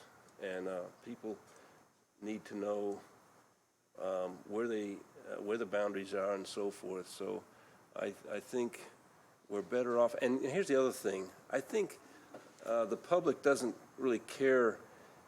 They're not going to focus too much on this, but I think there's a problem when the aldermen try to, and I think this is what's going to happen here, some aldermen will try to improve their ward for themselves. And, you know, a sitting alderman doing that, I think it's kind of cynical, because we had outsiders trying to decide, meaning outsiders, meaning the Regional Planning Commission trying to be dispassionate about this, trying not to favor anybody in particular, and just do it objectively. And now we're going to, I don't know what these amendments are going to look like, but I think it's a bad road to go down. I don't know if I'd ask Molly Burns to come up, but while she's coming up, Alderman Williams. Yeah, well, that's exactly where I was going. So, Mrs. Burns, so you're talking about a second draft? Or third, or whatever? Besides the first two that we have, you know? Correct. This would be a third alternative. As a couple of months ago, it's been, I guess, now, since I was back actually with the maps and stuff. This would be in addition to those. But as I promised that, and I've had a lot of contact with Mr. Griffin about this as per our process. But as I said at that last meeting, and if the aldermen wanted to come together and make some changes for last map, as long as we weren't, as I called, nickel and diming in just every little thing, we're more than willing to do whatever needs to be done to get this map finalized, voted on, and put to bed, so you can proceed with filing petitions in August. So it's what all of you want to do. We stand ready to be able to work through this. If, in fact, Mr. Donlin has proposed to do a little bit of tweaking, we are able to have that map done and ready for you to circulate and things like that by later this week. So we have set aside the time to be able to do that, if that would be helpful to all of you. Okay, so I guess my question is, so you're not actually doing it. Somebody on the council wants a redone map. We would actually be taking any changes that any of you can agree upon wanting and putting it on paper so you can visually see it, and then running the data to make sure that it meets the provisions of the consent decree. Okay, because I haven't been contacted about any kind of agreement about any kind of change, is where I'm confused. So, Alderman Donlin, if there's changes, we should know about them. Oh, I agree. That's the purpose of talking about it here publicly and making sure that when a proposal is put forward, there's been chatter amongst several of us about potential changes, and to put something forward on a public basis and something that we all have a chance to look at. Doesn't mean we have to vote on another alternative. Doesn't mean we can't vote on the second one. Doesn't mean we can't vote on the first one. It's just an opportunity for another proposal to be considered based on conversations. Yeah, and so that's And it my doesn't my sound like it's point. gonna be a So- problem So with I the planning remember when commission. we got to get this done before August, we got to move this along, and we have. Right. We have. I mean, there was a time when I actually suggested we do what kind of like what I'm hearing now. Oh, the aldermen are going to get together and do it. Well, the aldermen haven't got together and do it. And it is in July now. So I think it's kind of late for you to have done the work and for this proposal to have been out as long as it has, and now we're just now saying, oh, wait a minute, I might have a change. The maps you gave to us is probably a month now.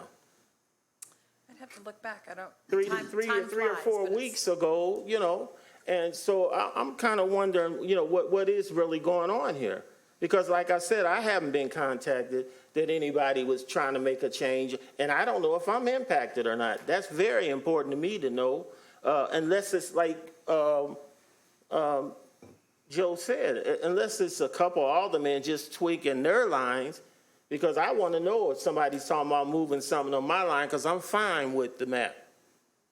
I'm ready to get this over with so I can go to work. I mean, all this, well, if you have something you want to change with somebody, you should have done that, is what I'm saying. Now we're going to wait till the last minute, and all of a sudden, we're going to say, oh, well, wait a minute, I got some change. So we're talking 2 more weeks? Yes, it would go back through the normal process so that we'd have an opportunity to review it and discuss it at committee next week. And then the public would have ample opportunity before we take it up for final action. Well, do you know in 2 at weeks. least if what you're talking about changing is impacting everybody or just a few people or what? I'm not talking about necessarily changing anything. It's based on conversations from several people. From who? that have They're been- right that have here. been Which talking. ones? So I can ask them. So- If you don't, Well, if you no. can't Can I answer finish? it. Mayor, can I finish? Is that okay? Sure. Go ahead. Okay. Let me be very clear here. Ward 9, the way it was presented, I'm fine with it, okay? Others on this horseshoe are not happy with what was proposed. So there's been chatter. I am offering to work with the Planning Commission to come up with another proposal. Doesn't mean it's going to pass. Everybody will have an opportunity to look at it. Doesn't mean it can't be changed. It's a part of this process. It's open to the public. And really, that's it. Well, let me say it this way. Just when you make your changes, leave Ward 3 alone. I'm fine with what they were tasked to do and what they have done. I think you've been very clear about And that. since you're fine, I guess they'll leave Ward 9 alone. So whoever the person here that feels like there's got to be some changes, that ain't speaking up or ain't saying what it is they're trying to change, I think people we're playing games. They you know. raised their hand. They raised their hand. They Yep. haven't been called on yet. Anything else, Alderman Williams? That's it. Thank you. Alderman Gregory? I guess I'm okay in any event. I think besides me sitting in the seat, I think it's very important for us to keep the integrity of the consent decree and all of that entails with that. I looked over the census stuff over the years, and it's sort of dwindled down. The minority or majority offset population has sort of dwindled down a little bit since it was first set in stone in '87. So I just want to try to sustain and be original to that and close to that as possible. And I'm fine with my ward, and I just wanted to share that with you. Absolutely, thank you. Alderman McMiniman? Yeah, I'm fine with my ward too. Oh, well, we can And, vote this. Filing again?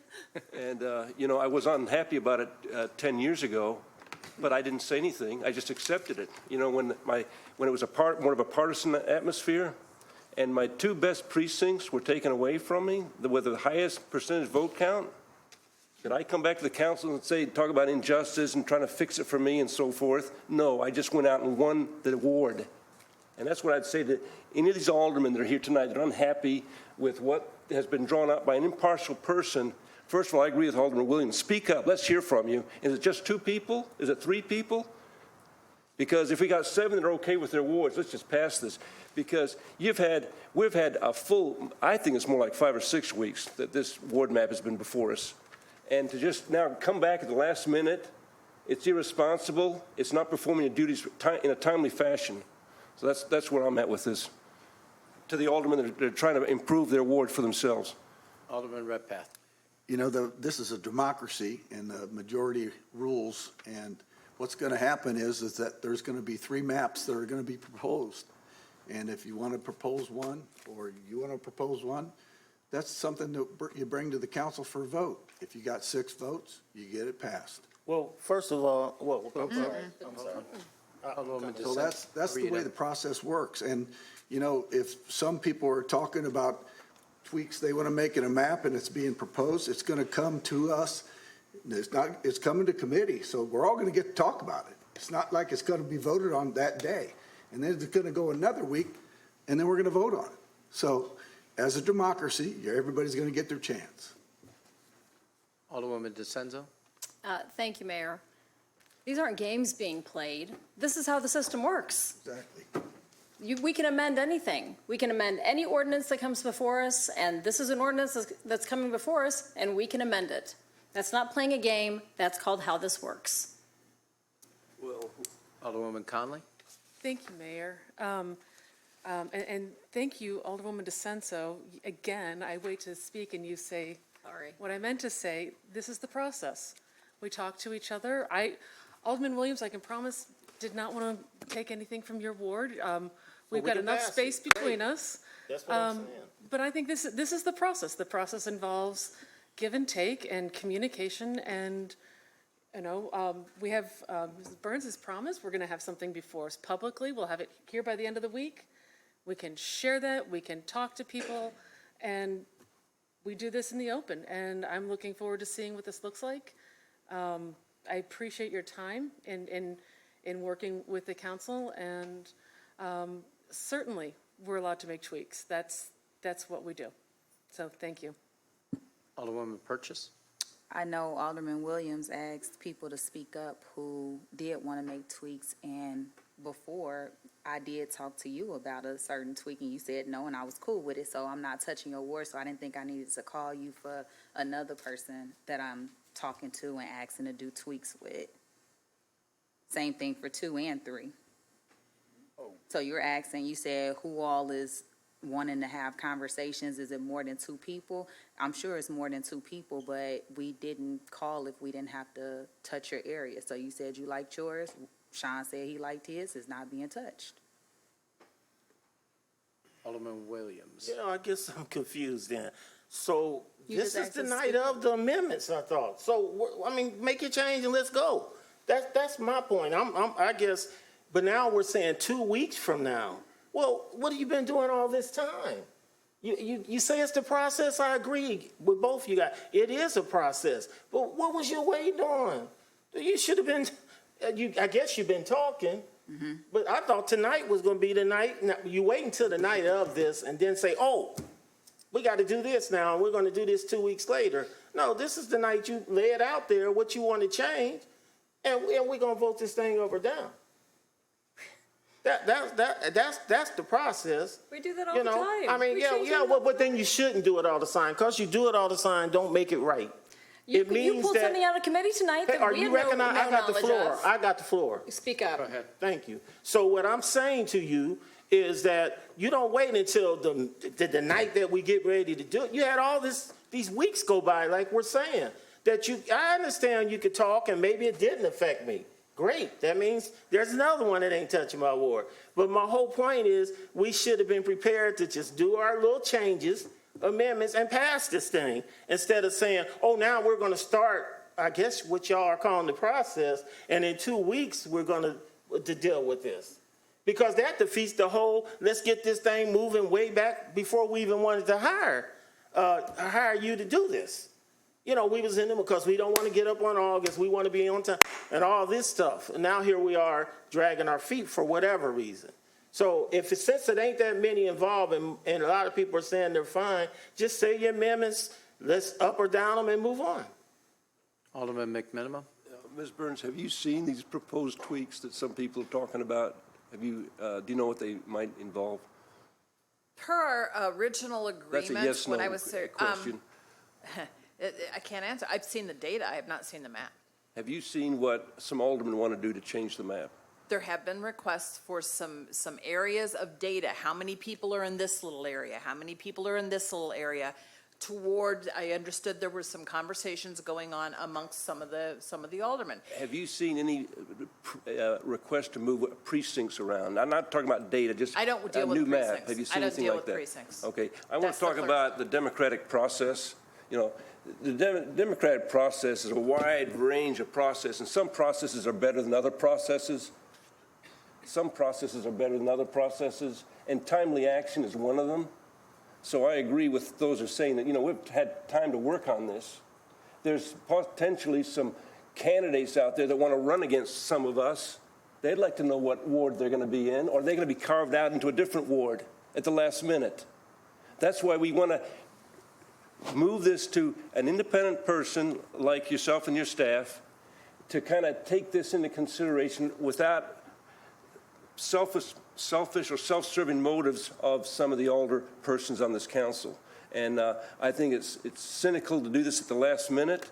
And it sounds like most aldermen are okay with their wards. So who are we doing this for? And who's going to be impacted? So I think the democratic process would have been to pass this like we thought we were going to do tonight, when we had, I think, 10 co-sponsor this to be on the agenda for tonight. And now at the last minute, some want to dicker around with it. So I think it's kind of a bad democratic process the way we're moving this tonight. Alderman Hanauer. Yeah, thank you. Well, a couple things.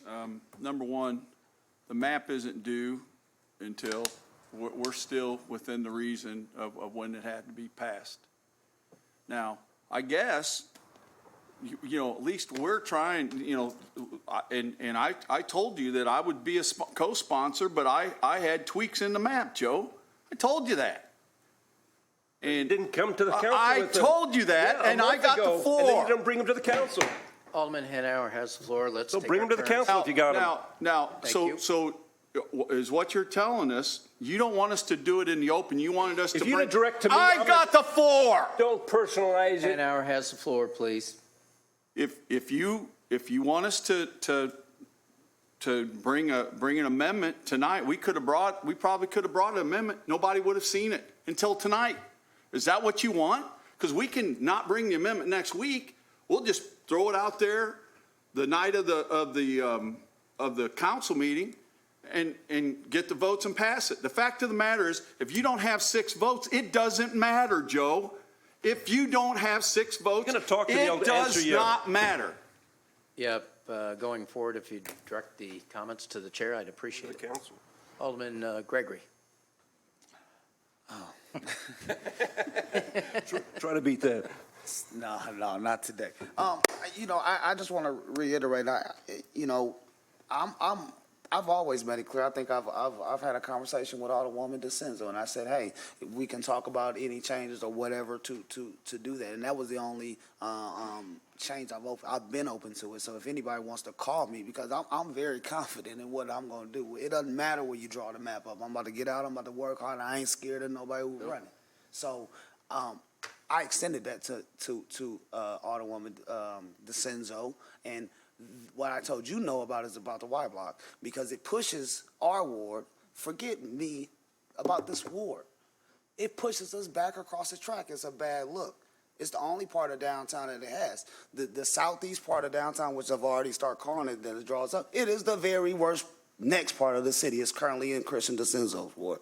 It happens like that every 10 years, and it's going to keep pushing and pushing and pushing unless we start fixing over here in Ward 2.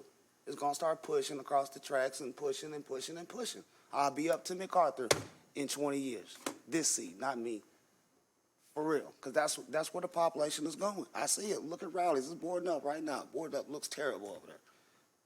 But I'm embracing it. I love it. I love to take it on because we're going to fix it just like what we're doing. So I just want to be clear on that. Anybody can call me and we can talk about whatever changes. I ain't scared of it. We can do it. All right? So I just wanted to make that clear.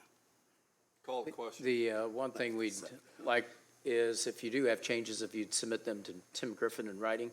That way, you know, for transparency's sakes, I think a lot of the discussion tonight probably wouldn't have happened if it's handled that way, and then they'll be passed along to Molly so she can run the information and see how it impacts the population shifts per the consent decree. So that'd be the way we should proceed.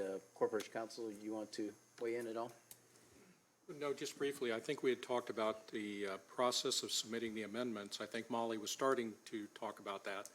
And so if it can be, I think you should reduce whatever the amendments are to writing, whatever those happen to be. But the final item is the map. So the only concern would be to make sure that we document whatever the amendments are to the extent they have to be voted on. So.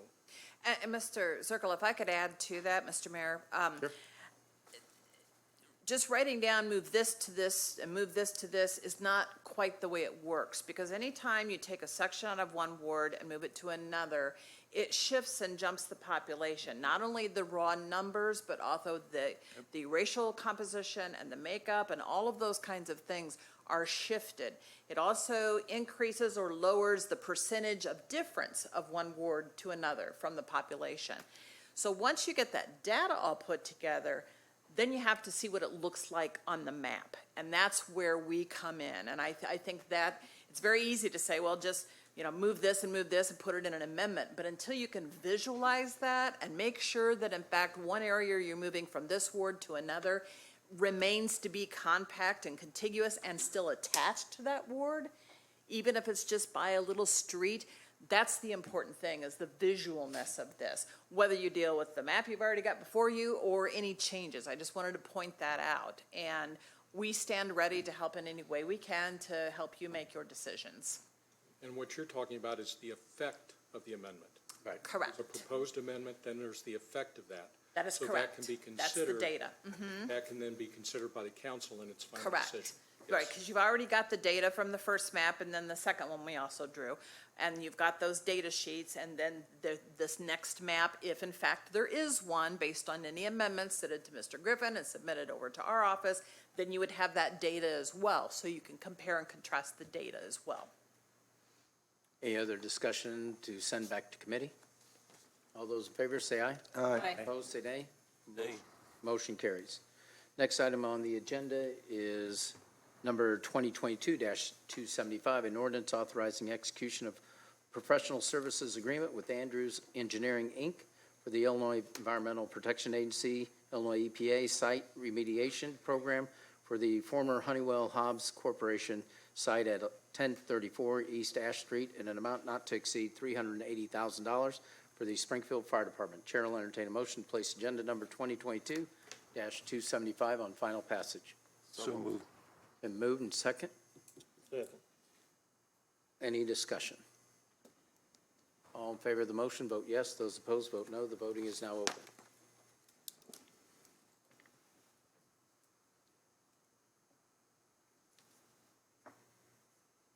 And the ordinance passes, 7 voting yes, 2 voting no.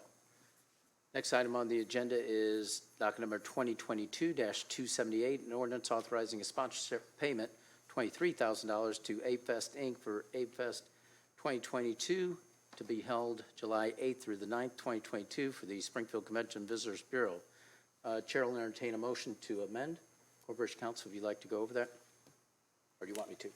Yeah, I think the question, Mayor, that was requested was to clarify or remove the issue regarding ARPA funds.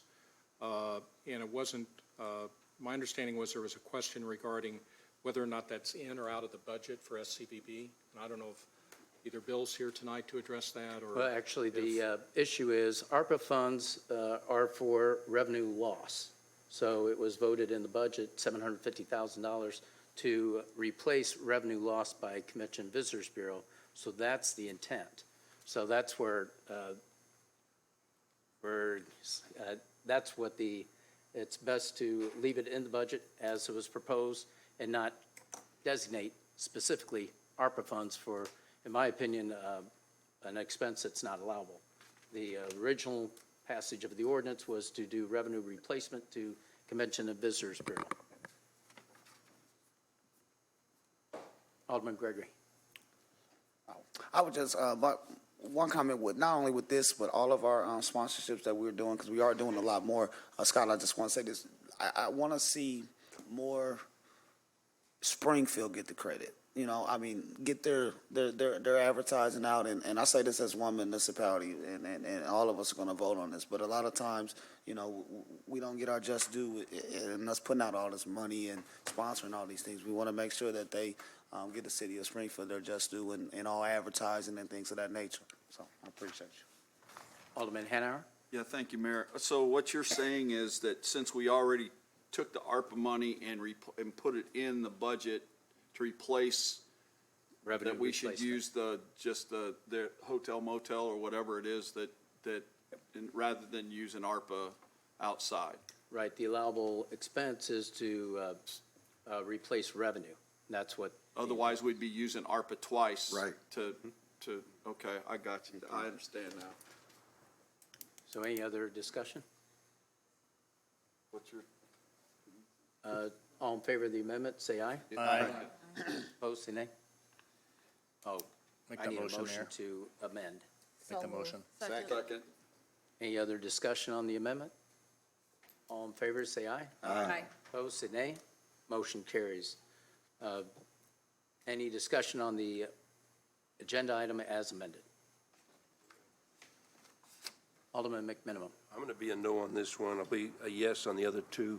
I think the other two have to do with Route 66, and the other one is the ballpark. For the ballpark, we got new owners. We gave a break to the new owners the last time. And the Route 66, it's a more regional draw. This year, I think we're making a mistake going into these local music fests. We already give a lot. I know this is I don't know who the sponsoring group is on here. It's not, I guess it's Abe Fest, Inc., but it's going to be at the convention center, what we used to call a convention center, now we call it Bank of Springfield. I think maybe some on the council don't realize we already give $100,000 a year at the front end to the Bank of Springfield Center. This concert is at the Bank of Springfield Center. We give $100,000 a year right up front out of our hotel motel tax every year. I don't think we should be subsidizing these music fests like this. They should just stand on their own 2 feet. Earlier in the year, we had one, the Log Fest, Legacy of Giving Music Fest. They say, we didn't give money to them. I would be against giving money to the Barbecue Fest if that one is asking for money. I think these music fests should stand on their own. These more localized music fests should stand on their own. That's the reason for my no vote on this one. Any other, Alderwoman DeSenzo? Yes, thank you, Mayor. This music festival has been coming out of the pocket of a single individual for years and years. They bring national acts to the BOS Center, which does not subsidize this event. So we're talking apples and oranges. And I think anything to bring downtown that's going to generate income, revenue, tourism, because people will travel to see the headliner, I think that's what we should do. I attended the event last year. I've attended it every year, so I think this is something we should support. Any other discussion? All those in favor of the agenda item as amended, vote yes. Those opposed, vote no. The voting is now open.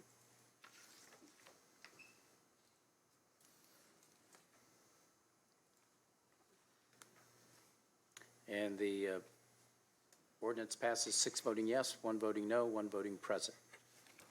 Next item on the agenda is 2022-279, ordinance authorizing a sponsorship payment of $10,000 to Capital City Baseball LLC, doing business as Springfield Horseshoes, for the 2022 Springfield Horseshoes baseball season to be held from June 1st, 2022 through August 6th, 2022 for the Springfield Convention and Visitors Bureau. Chair will entertain a motion to amend. So moved. Second. Been moved and second, and the amendment is just like the previous ordinance, Identical. with the taking out the reference to the ARPA funds. Just so you know, it's not on our actual agenda. Pardon me? It's not on our agenda, 279. It's on the consent. It was on Oh, it was consent. in Oh, the because it was on consent. Yep. Not on the written agenda. Duh. Any other discussion? All in favor of the amendment, say aye. Aye. Opposed, say nay. Motion carries. Any discussion on the ordinance as amended? All in favor of the ordinance as amended, vote yes. Those opposed, vote no. The voting is now open. And the ordinance passes 9 voting yes, none voting no. Next Mr. item Mayor, on the real agenda quick, is- could I be marked as a yes on the last ordinance? Noted. Next item is 2022-280, an ordinance authorizing a sponsorship payment of $20,000 to International Route 66 Mother Road Festival, Inc.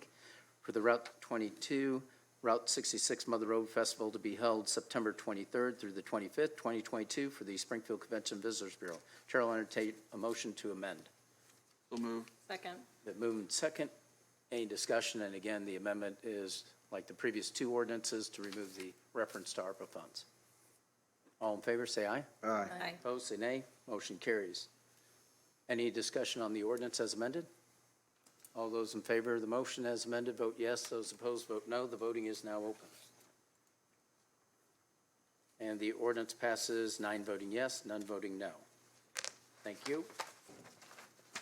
Next item on the agenda is 2022-284, an ordinance authorizing the execution of a redevelopment agreement with Helping Hands of Springfield, Inc.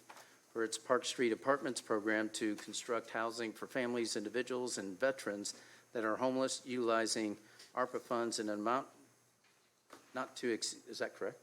Nope. I think not to exceed $800,000 for the Office of Planning and Economic Development. Actually, that was amended, right? So That is correct. Now, at the committee, that is correct. So it was home funds, I think. Correct. So Chair will entertain a motion to amend to utilize the usage of home ARPA funds. So moved. Been moved and second. Discussion. I asked Krista Colas if she'd come up. Oh, there you are. She passed out the information. I think Alderman Williams asked the allocation of home ARPA funds, and that's what was passed out. There's $1.8 million. $1.2 million of that is, $600,000 for this year is going to Nehemiah expansion for 40 new homes. They've been approved by IDA for $13.9 million. And then the other listing of activities is listed on that. So those have already been allocated for the $1.8 million, but I don't know if any council members has any question with regards to that, because if you utilize the home funds, something has to be cut. So any discussion? Vote on that. Oh, I'm sorry. Alderman Gregory. Thank you, Mr. Mayor, and thank you for sending out this information. And I've had this discussion. I've talked to our Nehemiah expansion, or excuse me, our Windsor Homes friends who are doing this project, and they really don't care which fund it is. They just want to make sure that they get funded to go. I do understand that our home ARPA fund may present a small challenge for him application wise, but again, they'll do what they have to do. I'm concerned with the flipping other funds and what funds that we do use. Looking at this, if we do take up, and I've had some discussion, but if we do take the whole 800,000, and I got land for math, and it's good, but we're going to be a little short on projects that we want to do, some infill development and things like that. Now, I have been told we're going to get another $800,000 in, Mr. Mayor, and if that is true, then we can allocate some, but we're still going to be, tight on doing anything else, new construction wise. So I think, we need to just, think about it and verify some things. Yeah, what's our allocation, annual allocation for home funds? We have about 699,000 this year, a little bit over 600 for previous years. It's based on population and growth, HUD sets it. I did want to add, though, the Nehemiah expansion, that was already passed by ordinance. Correct. To be utilizing home CHOTO funds, which each year we're required to expend at least 15% of CHOTO funds on that allocation. And so that's already 600,000 this year and 600,000 for next year, meaning 2022 and 2023. Right. So essentially, I'm sorry. Go ahead, Alderman Gregory. So essentially, if I understand this right, even though we will be getting the allocation, some of that is already allocated out to this project. Am I It is, correct? yes, it is. So that's only By ordinance passed right here, so. So that would only leave what'd you say, 699? That's our allocation each year, approximately, give or take. Most of that, what I'm saying is allocated for next year. is. Thank you. Alderwoman Conley? Yeah, so, yes, and you pointed this out, the Nehemiah project, we've already committed funds that will not be impacted at all by which fund this comes from. Funds committed by action plan, is this the action plan we had the hearing on last week? It is. Okay, so we haven't actually committed anything. We've not allocated any of these funds, we've not seen any plans for any of this work. Oh, actually, it's out on the website. I actually have copies here. Right, but If what you I'm wanna saying participate is in the that planning. we have 1.2 million after we allocate the funds for the Nehemiah expansion. So there is money still in this home fund. If we Well, take, I'm not finished, sorry. Oh, I was, I'm so we still sorry. have money in here. Okay. If we take from the home ARPA, we're significantly impacting our flexibility to be responsive to the homeless situation that is a pressing priority for everyone around this horseshoe. We've said that, we've committed to the continuum of care, that we're going to hold those funds for them so that they could bring us detailed plans. And yes, they owe us a plan, and Josh Sabo was here, and we know that those plans are coming. But we also know that this is not an easy process. This will not be a light lift.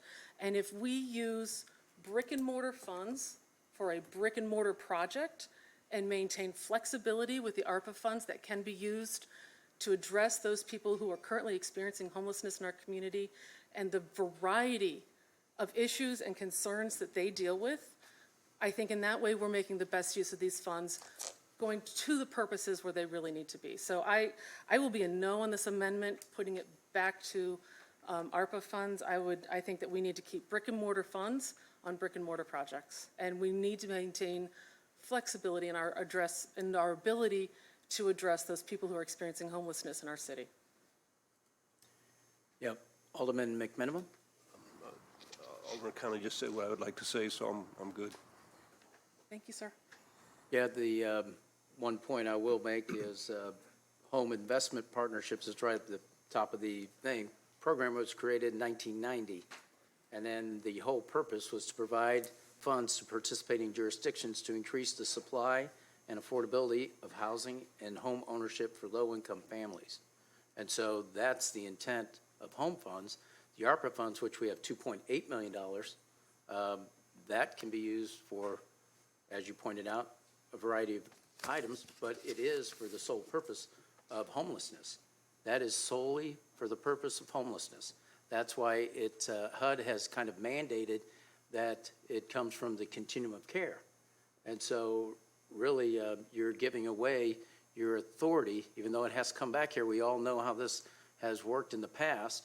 To whatever the plan says, that's what we'll go for, which is fine, but the highest priority has to be people on the streets. Without a doubt, people on the streets. And right now, we're not doing what we should be doing.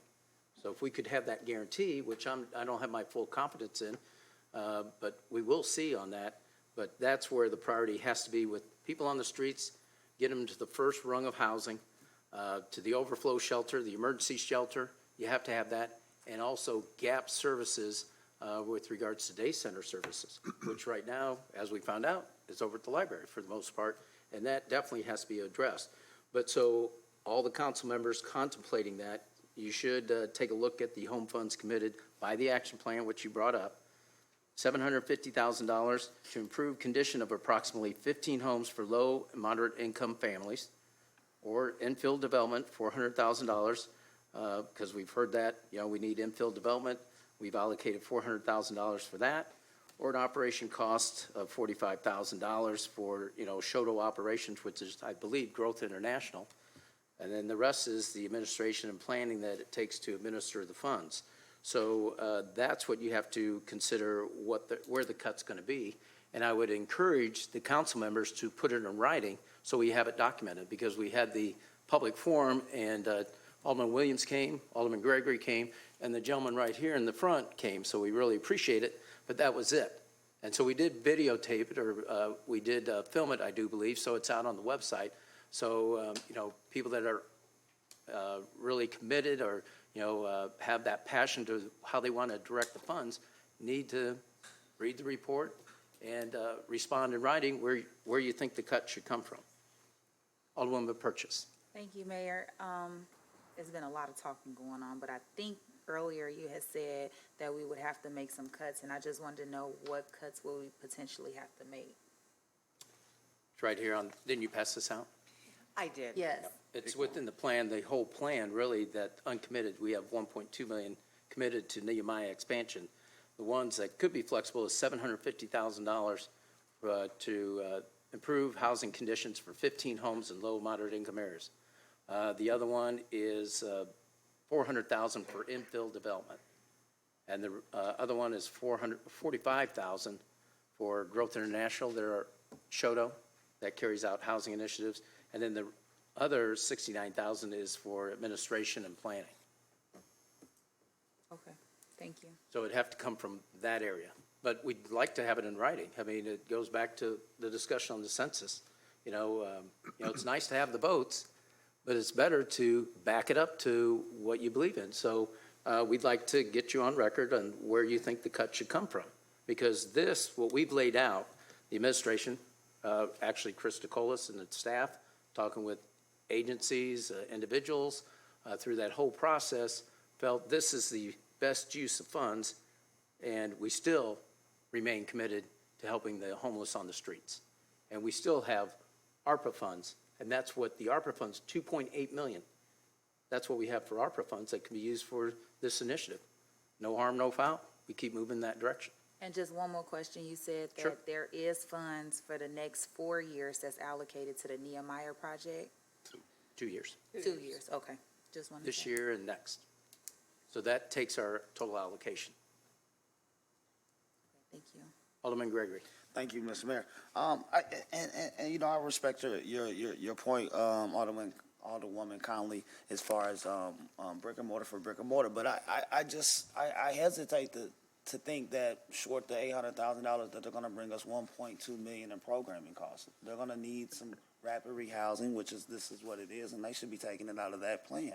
We're going to have to come back, and we're going to be pushing out another $400,000 or $500,000 on a winter warmer shelter here shortly. So where's that money going to come from? What are we going to do? Which one of these are you comfortable cutting? Alderwoman Conley. I wanted to make sure I requested to speak. I don't want to get gavelled tonight. That's a rarity. We can't take money for that winter warming shelter out of home funds, No, Alderman. So I think that, that's an apple and oranges comparison. If we're going to talk about the winter warming center, I am concerned that we've got incidents at our library, as Alderwoman Purchase brought up. Mayor, we were told there'd be day services included with that much larger payment this year. I look back, the last report we had from the Salvation Army has 0 day activities, day services offered. So, but I'm not, and I apologize, I'm not going to go down that road right now, but. Well, you already did, so you can't put it in reverse. I won't go too much farther. Then I'm just going off of the reports that we were given, that we requested, and, there aren't, for the last 2 report, there were no day services offered. So that's a different issue. This is, families, individuals, and homeless veterans, 23 new units. I don't know how this doesn't qualify as low-income housing also. I don't know how this doesn't qualify as infill housing also. So I feel like we're not deviating far from a concept that's already been put out there. And the action plan hasn't been approved. And yeah, I have looked at it, actually, so I didn't need an explanation of it. I've looked at it. And I appreciate the work that goes into that, but it's not final. And this is housing for low-income individuals. Yeah, and actually, the strategic plan, as you pointed out, has not come before us, but you're going to go ahead and add $800,000 to it, which is your prerogative. But the bottom line is, we're supportive of Helping Hands. We've showed it in the past. With regards to the library, it's access to all people. We can't deny access to people going to the library. And so that's why it's crucial to have the outreach efforts. And, I asked Captain Jeff Eddy of Salvation Army. He said that you inquired about taking a tour or asking about the day center, which we appreciate. And I said, well, we need to get everybody there. We need the president of the Continuum of Care, Val Yazel, there. We need Josh Sable there. We need the outreach officer there. We need Shannon Allen there. We need Memorial Health Services there. We need everybody that's doing the outreach around the table at the same time. because that's how you resolve it. You don't resolve it by piecemealing things. You need all the people that have a vested interest in getting people off the streets around the table. And we shouldn't be attacking. That's what we don't want to do. But we need to not ignore the gaps of services. It's very clear where the gaps of services are. It's the outreach effort. It's developing that personal relationship with the person on the street and finding out what are their needs in society. Are they out of a job? Are they just displaced? I talked to two young guys from the library. They came from, I think it was Alabama, just moved here, homeless. And so that's how we change the dynamic. We need to know them on a personal level and find out what their situation is and connect them to the services that they need. That's how we'll get them off the streets. We appreciate Helping Hands and moving this initiative forward. The veterans, we've supported that with Fifth Street Renaissance. I think we were the first one to dedicate homeless services for female veterans in the state, or at least south of I-80. And so we appreciate that partnership, as we do all our partnerships. But the real key here is, again, it's easy to say, well, we should just give them the money. Yeah, that's nice. But we hear every day Public Works getting beat up with dilapidated housing. And so the way I look at tonight, we could be potentially a double defeat for rehabbing housing, for affordability. Because you already turned down Calvin Pitts, $400,000.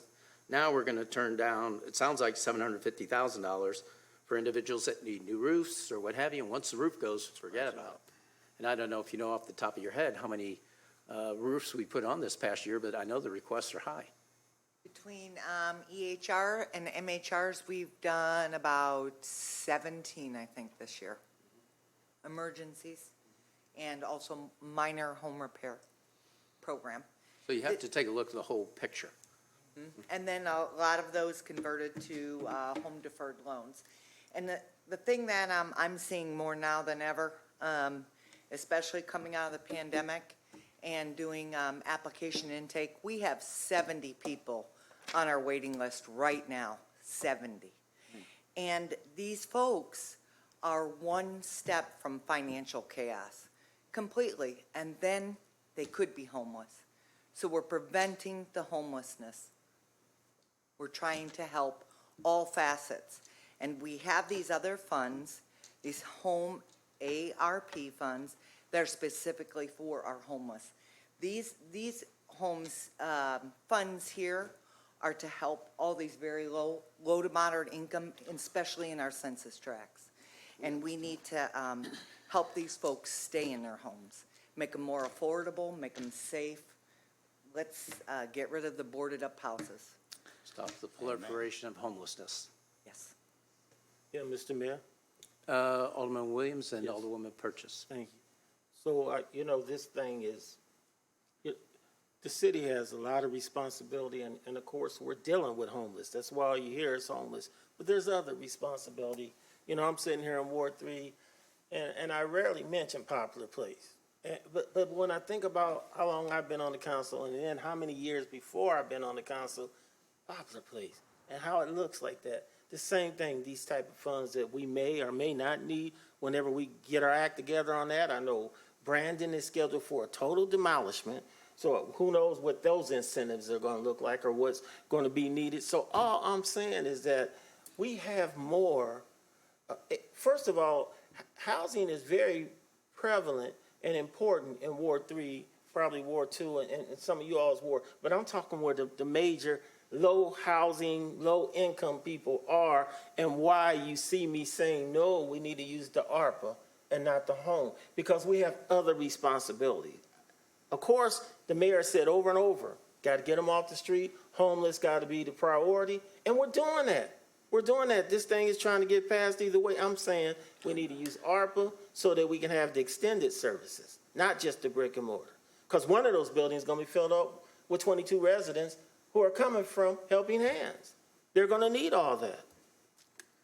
So, I heard Josh get excited when, an extra 800, we'll take it. Well, no, we have other responsibility as far as housing needs. And I just want to make sure you guys remember that those pieces of Pillsbury, the Poplar Place, and some of these other areas are still in existence and still real. Thank you. Alderwoman Purchase. I think our developer wanted to come up and say a few words. Is it okay if we hear from him? After council discussion, we will. Alderman Hanauer? Yeah, thank you, Mayor. I got to be honest with you, I'm confused as heck on this. I guess, for Josh Sabo, what's the difference from their standpoint? Why do they not want one thing or another, or, I mean, to me, I agree, this is housing. I mean, this is brick and mortar. I understand. I'm a little concerned that it appears that a lot of it is only going to a couple people that are going out to do the work. I don't know if that was bid or whatever, how that worked. I know, and I know Reverend Silas does a great job, but, did we bid that out? But I don't, from the continuum standpoint, I still don't understand what the big difference is here. And I know maybe it's confusing me to death here. I don't know which way to go here.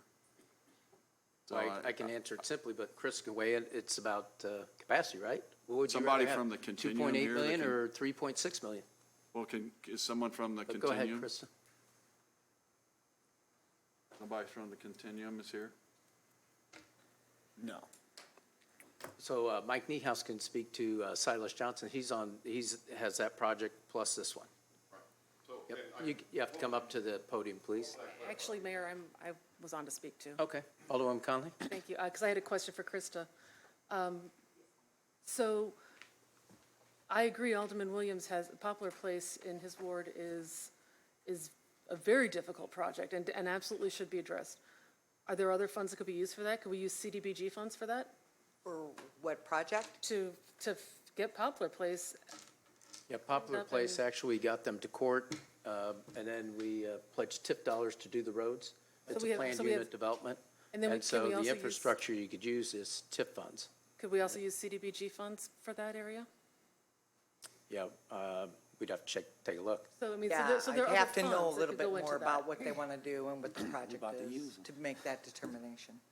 Right, but it's a possibility, isn't it? Depends what it is. Does it meet a national objective? But I'm just saying, I mean, we have this. other funds that can be used.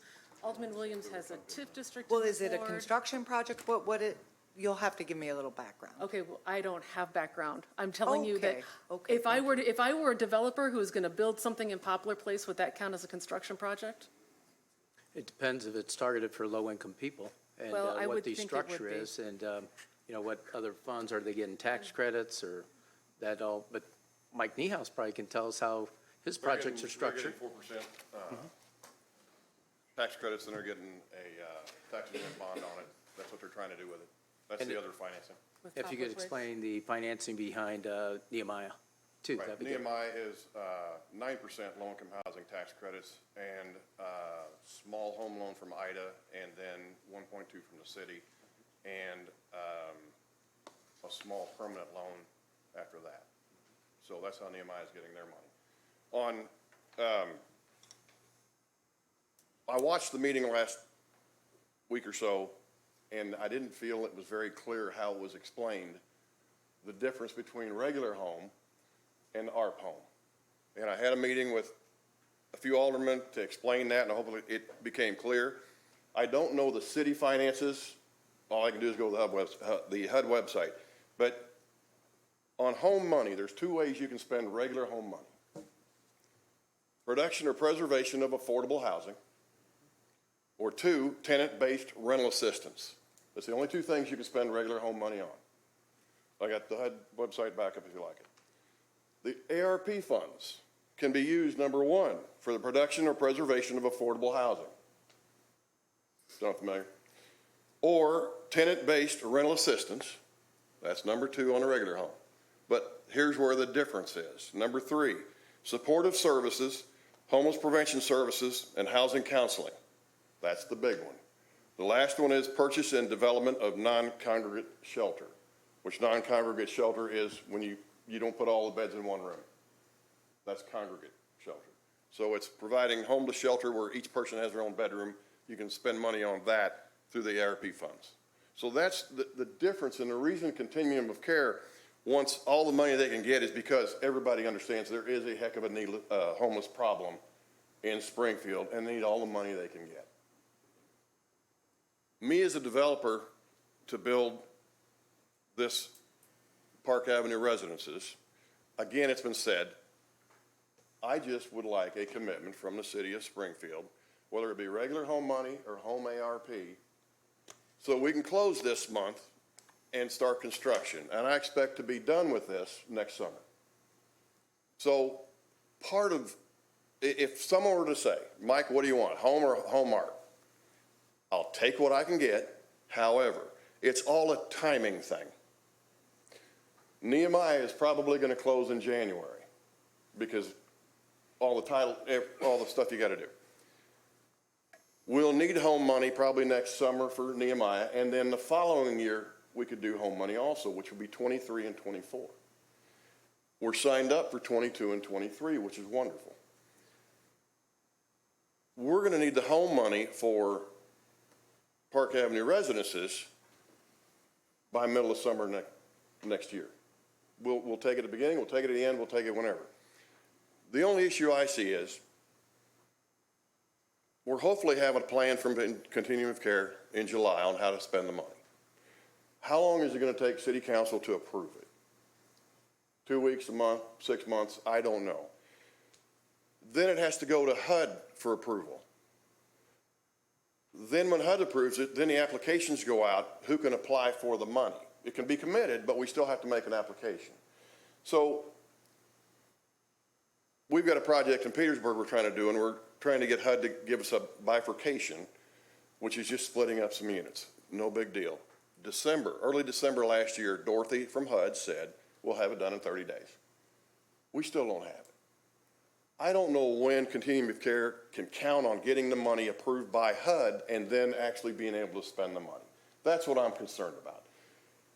So basically, if it's all about timing, then and I don't know if we can shuffle this, Krista, or not, but if we could get $800,000 of regular home money now for Park Avenue residences, which will be complete, $600,000 next year for Nehemiah, regular home money, and then $600,000 out of 2024 regular home money, then we're not taking any money from homeless.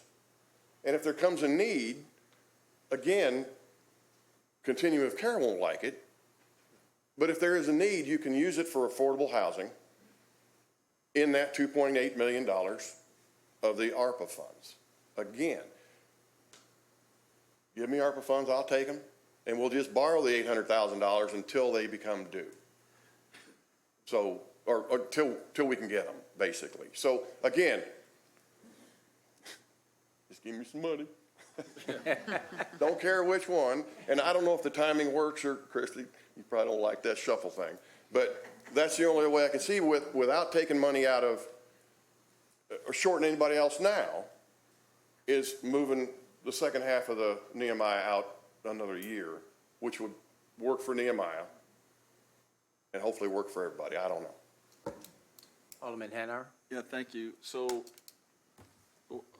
what you're saying is, even if we did this, but we gave, you would still be eligible for home ARPA based on the definitions you have. Oh, yeah. Yep. So if we kept this at where it is now and gave you some home ARPA money, I guess, what's the, difference? And then that way you're not cutting anything because you are using home ARPA money. Well, here's the other shuffle. So Nehemiah qualifies for ARPA money too. Right. He doesn't need the money for another year and a half. Right. Park Avenue residences is going to be complete by next summer. So that's when they need the money to finish paying the bill. It's just the timing. Again, the difference is we just borrow the money until the ARP money comes in. Either way, it works. It's just more expensive doing it that way. But either way, the home ARPA does the same thing as this, only this can only be, it's a little bit more flexible. It can be used for brick and mortar. That's the only difference, right? On the ARPA, right? You're on the talking about- ARPA, Yeah, the home money versus the home ARPA, is that right? yeah, he said at the end that the home ARPA it was 2 additional ways Right, that you the could ARPA use adds it. in the homeless aspect. Yeah, right. Right, that's the difference. There's nothing specific in regular home funds for homeless. It is considered affordable housing, so you theoretically could build homeless housing with home money. And the catch with ARPA funds, it goes back to the plan. It has to be within the Programs plan. and Right. counseling and all that sort of thing, yeah. The continuum of care plan. Right. That we've all been providing input on and everything else. Right. So philosophically, what you said, if I understood it correctly, you could use home ARPA for Nehemiah if it was within the continuums plan. Good. Alderman McMinimum. Yeah, we're still talking about the amendment on financing. Right. And so, you know, I've got a preference regarding which financing approach we take to this, but ultimately, I'm a no vote on the ordinance. And I think we really should be talking about why the no vote on the ordinance, which is that it's a bad location for the chronically homeless to be located at. Why is it a bad location? Because it's on a dead-end road, a township road. Everything to the east is township road. There's insufficient lighting, insufficient sidewalk. It's dangerous, especially in the wintertime when the hours are short. We're putting the chronic homeless in 22 units. They each got their own kitchen. Each of these individuals, and some of them will be 2 into a unit, they're going to need to go out and buy groceries. They're not going to have cars. Mass transit is, if you go to the transfer station, it's almost a mile away. If you go in the other direction, it's about a half mile away. They're going to need groceries. They're going to need health appointments. They're going to need, we want these folks to go out and apply for jobs. They need to go to job applications. And we're putting these folks on a township road far away from mass transit. It doesn't make any sense to me. And nothing against Windsor Homes. You've done outstanding work at the corner of Lawrence and Chatham Road for the Women's Presbyterian Home there. But this is just a bad location. I wish people could just see it for what it is. And I'm very disappointed in Helping Hands for choosing a location that's not good for the chronically homeless. They're going to be out there walking around in cold weather, trying to get to mass transit, and Helping Hands is saying, well, we'll provide transportation. Give me a break. I mean, you're going to try to get people to the grocery store, 22 units of people to grocery stores, to job interviews, to their health appointments. A much better example of a siting solution was Fifth Street Renaissance Veterans Shelter at the corner of Spring and the Kennedy, I think it is. That's 2 blocks from mass transit. 2 blocks from mass transit. And I've always supported help fundraise for that operation. I've also helped fundraise for Helping Hands, but I don't think I'll ever help Helping Hands. If they were to go with this site here, I think as badly as we need permanent supportive housing, we should be much more careful about choosing the site for that. And Mayor, I'm disappointed in you because I think I've been talking with you about this since January when I said this is a bad location. And you've let this advance to the point where we're at tonight, where it may get enough votes, probably will get, I'll be very, very disappointed in this council if you can't see the obvious. This is a bad location to put the chronically homeless individuals. We need to come up with a better site. So Well, if I could, I believe, doesn't every resident have a caseworker assigned to them who will transfer them to job interviews, the grocery store, medical appointments, et cetera? Well, that's what they're going to say, but I don't think that's going to be effective, and I don't think it's practical. Well, before she starts, I did send a letter of support from the city for this project because we all know it's needed. Actually, this concept was recommended by John Fallon when he came in. That was one of the concepts he said. You need to have these setups, probably about 4 of them, to accommodate the housing needs, rapid rehousing needs of the city. But the whole key for me is I had the same discussion with John. I said, you cannot just put people in housing. You have to have the supportive services that go along with that. So if you wouldn't mind introducing yourself and expound upon how you see the project being managed. So my name is Marjorie King. I'm the secretary for Deerfield Reserve, the project that is in front of you. To speak for Helping Hands, Helping Hands does this today. We have rapid rehousing during COVID. We rehoused 60 individuals. We get them to the grocery store during a pandemic. We get them to their work during a pandemic, and we do a very good job with that. The services that you're saying for the individuals, they will be supported through Helping Hands. Helping Hands is working as the home locator, if you will, for the community. And so all individuals, 187 people on the list as of last week, go through Helping Hands, and we help place them. So we will be there for them. We will take them to the doctor. We will take them to their medical appointments and to their psychology appointments, just like we do today. It's just allowing us to get more people off the street, helping them to be independent where they can pay their own bills, and not be at the library for day services, but actually be at a location that has constant care, constant individuals. They will get that kind of day service if they need that. I didn't know if someone from Helping Hands is here that could speak to the case management aspect and the day-to-day, that'd be helpful. Thank you.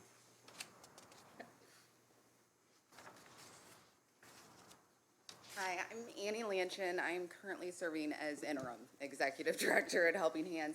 And this is Laura Davis. She currently handles our supported housing program as well as our rapid rehousing program, and is the director of that program. And she can give you specifics on case management, which is, as Alderman McMiniman mentioned, very important, and we do already today, every day. Thank you. So yes, we already provide these services for 24 clients in permanent supportive housing. They're in scattered sites. We have 3 case managers for this program. So they're split 8 individuals. We already do this. We drive around. They're all over the city. We take them to doctor's appointments. We take them to job interviews. We take them to the grocery store. We already do it. And it would be so much easier to have them in one location. That way, we can shuttle people. It's not a case manager driving all these different people at different times. So if we can have them all under one roof, we can provide services on site. So we have medical set up so that they'll be provided on site. We have the services in place. We have a plan. It's not like we're just taking 24 individuals and putting them at the end of a dead-end road and leaving them to their own devices. This has been well thought out. We know what we're doing, so that's where we're at. Alderwoman Purchase? Thank you, Mayor. Yes, I fully support this and need it to work so we can come back over to Ward 5 and do it again. But Mayor, my question is, what's on the screen is wrong, right? Correct. It was amended, so it'd be home funds is what it is. What I asked for a vote on is the amendment to change it back to what's on the screen. Okay, Home I was ARPA gonna funds. say, so if, I'm just gonna use myself for example, voting no on the home funds, but wanting to use the ARPA funds, we have an option to choose which one we want to do? Right, that's the Okay. amendment. Okay. That was it. Just. Go ahead. Any other discussion? I completely disagree with what you're saying as far as, providing the services for folks that are going to be at that property. But on a technical matter, the ordinance as written refers to Nehemiah Affordable Housing at one location, and that's a mistake of drafting.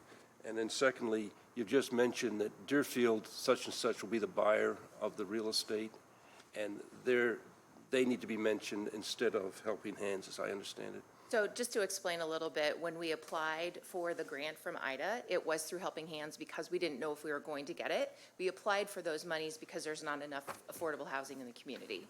And so Helping Hands was granted the $5.2 million for the project. We're asking for less than, 15% from the city for serving the population.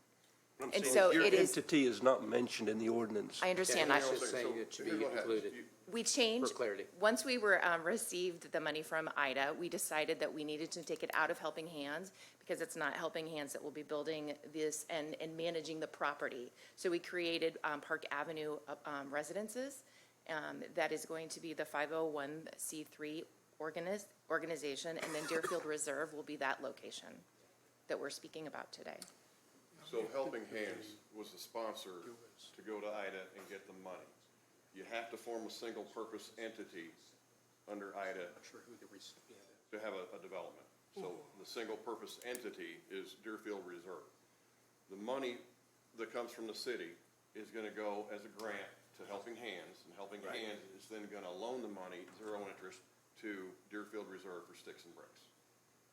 That's why that system is the way it is.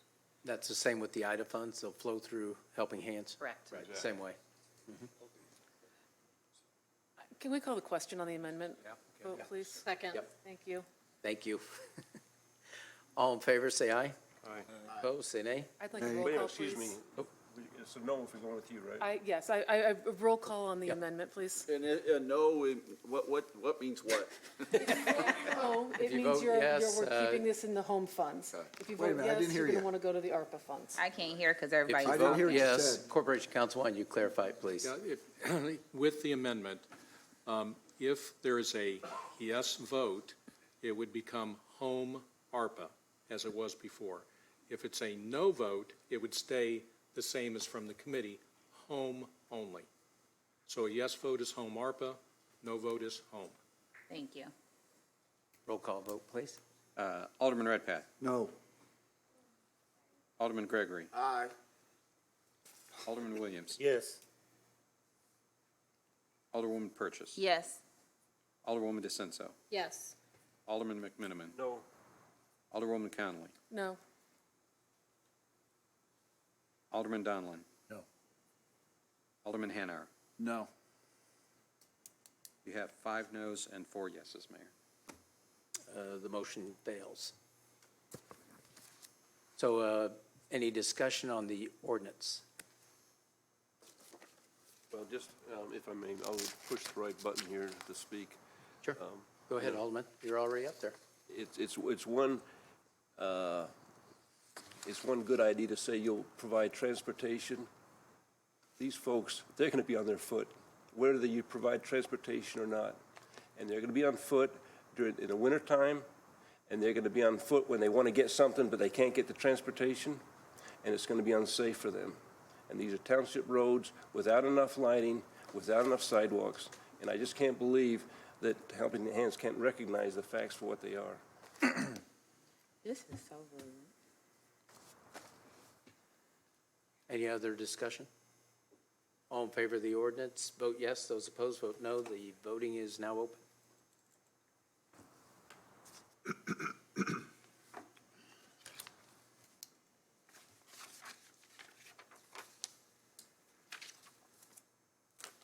Alderman Redpath? Oh, I'm sorry. My button's Been a not long working. night. The ordinance passes 7 voting yes, 1 voting no, and 1 voting present.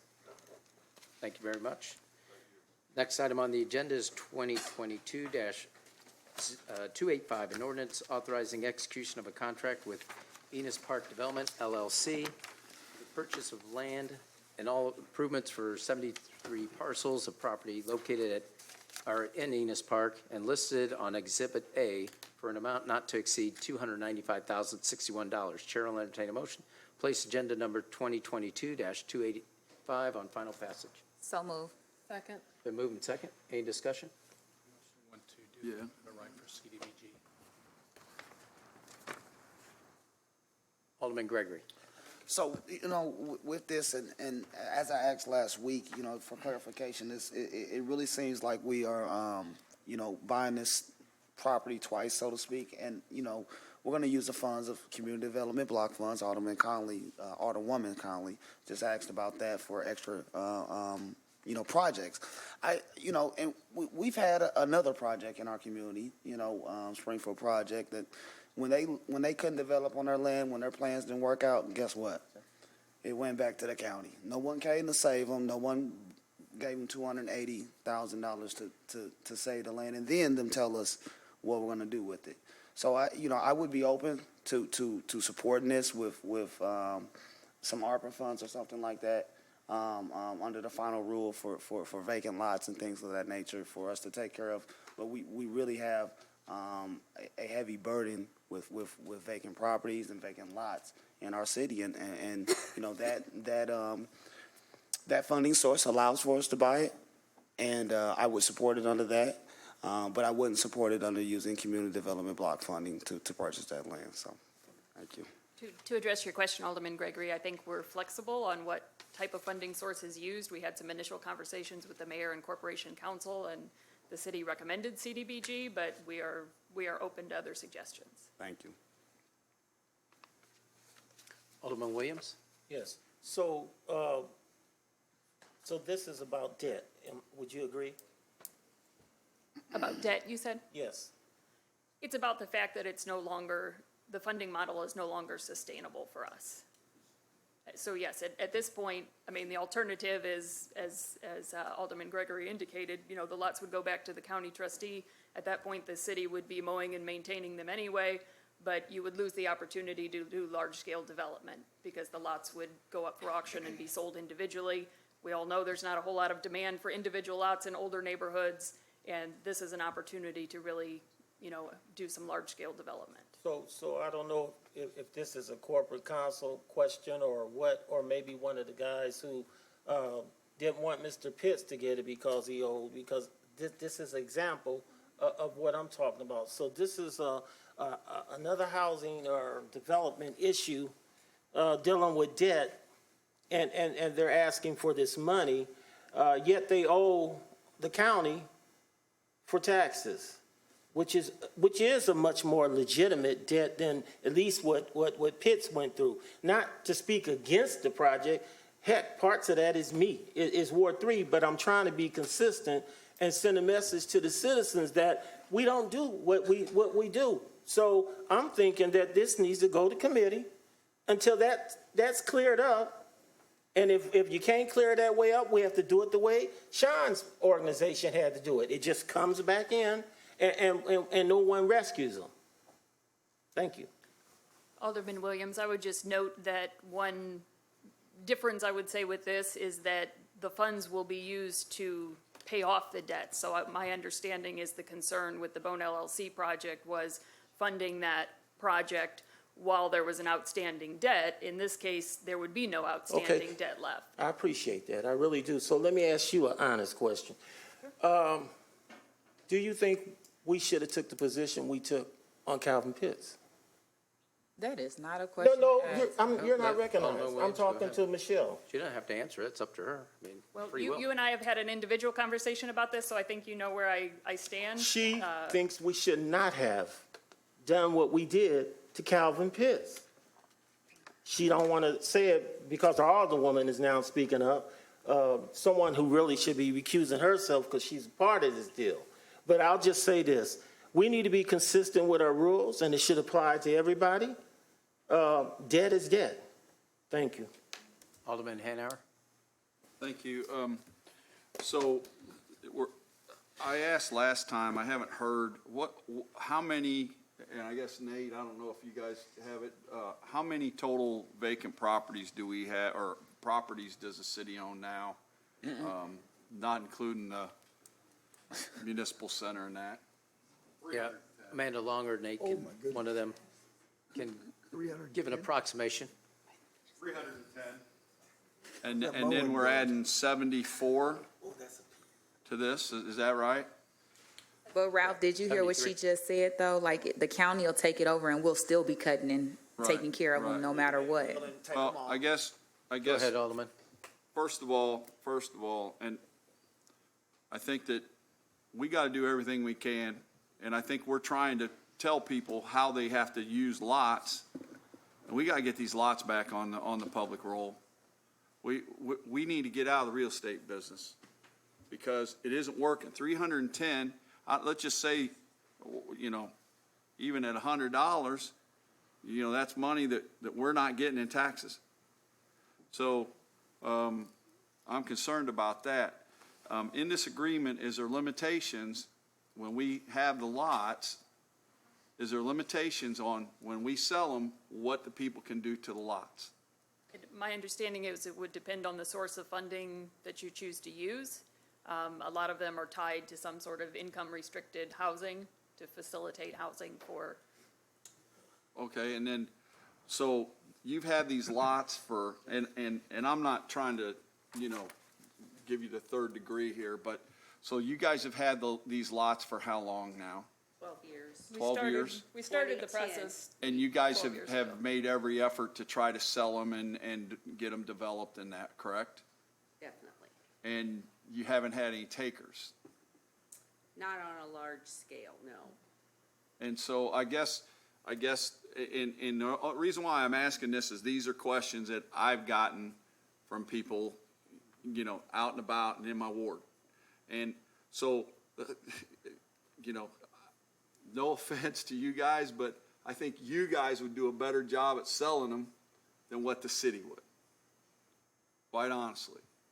Now, going forward, the only way this thing was gonna work is if we sell them to whoever wants to buy them. And if they wanna use it as a garden or a extra lot, I think, it'd be great to have new houses put up there.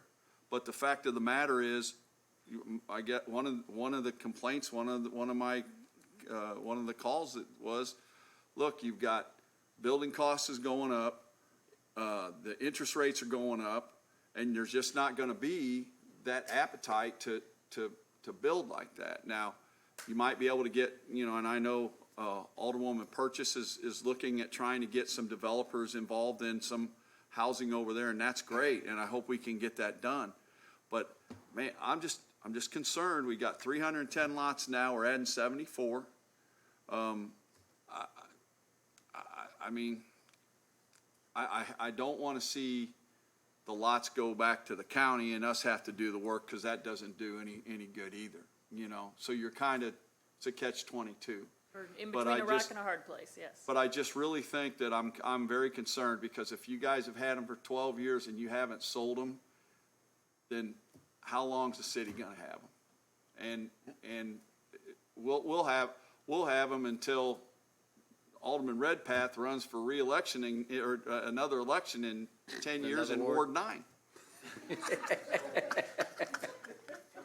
I can assure you that we certainly won't stop our efforts. We're volunteers, but we live in the neighborhood, and so we have a very vested interest in seeing development and seeing something productive happen with these lots. So just because the city takes over the maintenance of them, we're certainly not gonna give up our efforts to continue to attract new development, and we would work hand in hand with the city to do that. And the other part of that is we paid the taxes up until about 2 years ago. So for 10 years, we paid the taxes. We maintained the lots. We took that burden off the city for 10 years. And they're in much better shape now than when we received them, because there's been demolitions done. I don't know how many mowers we've gone through. And we have to buy commercial grade mowers because it takes a lot to maintain them. So we absolutely understand what's involved in this, but we feel like we kind of took that burden away from the city for a while. So now we kind of need a little bit of reciprocation. I appreciate that. Thank you. Alderman Redpath. I believe you had good intentions when you took these lots and tried to develop them and put houses on there, because that's what we want. We don't want vacant lots anywhere in the city of Springfield. We want people to build up neighborhoods, the old neighborhoods, and we want to bring them back. But we got to think outside the box here. I don't know, just dumping the $295,000, is that for back taxes, all that? No, we also have bank loans on the property. I mean, it's a combination of things, professional fees, bank loans, it's outstanding debts. So it's just not taxes? Correct. I'm just, I don't know, it's a tough vote here. It's a real tough vote, because like Alderman Williams just said, when people owe money, I voted against almost every one that I can recall. I voted against people who owed money, or people who owed money to the city or put on commissions and boards. I vote against them. That's the way it is. Well, in this case, we don't owe money to the city, though, and the people. And we neither owe does money to Mr. Pitts. will There's get paid off. a different issue. So just to be clear on that, but bottom line is I got a hard time voting for this. I really think, Alderman Purchase, if we put this back to committee and you got some avenues to help these people sell the lots, I think that might be a better solution than either going up or down here, because it's gonna go up or down if we vote it.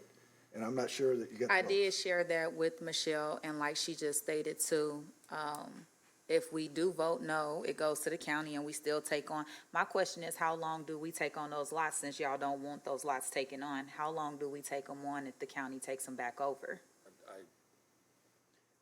Yeah, I think on, with regards to the issue in front of us, like was put, they've, did demos on these properties. They've, tried to sell them. They're not And we gonna, did they're take not o- gonna fold their hands and leave. They're still there. They're vested. Don't, most of you, if not all of you, live in Enos Park, right? We also So had the other part is, with regards to this, is this will help them have the resources to do other things. Right now, they're strapped. They're strapped to the taxes, they're strapped to the bank loan, and this will help free that up. So the dollars will be reciprocated in the area through development. So it's a lot better than just letting it go. Creates extra added expenses to Enos Park, the bank note, and moving that direction, when in reality, the city does have the capacity, and we should be a partner in fulfilling their strategic plan that they've had on the books for a number of years, and that's what we intend to do. I do understand what Alderman Redpath just said too about holding it. But the one thing that Linda has shared with you all is that when we first did this, you said to see about other avenues to go through. We had these houses. Some of them just couldn't stand up any longer. They was going to fall down, or we had to take them down. I'm not arguing against the intention. I know in the bottom of their hearts, they all busted their tails trying to make this thing work. I get that. I don't have a problem with that.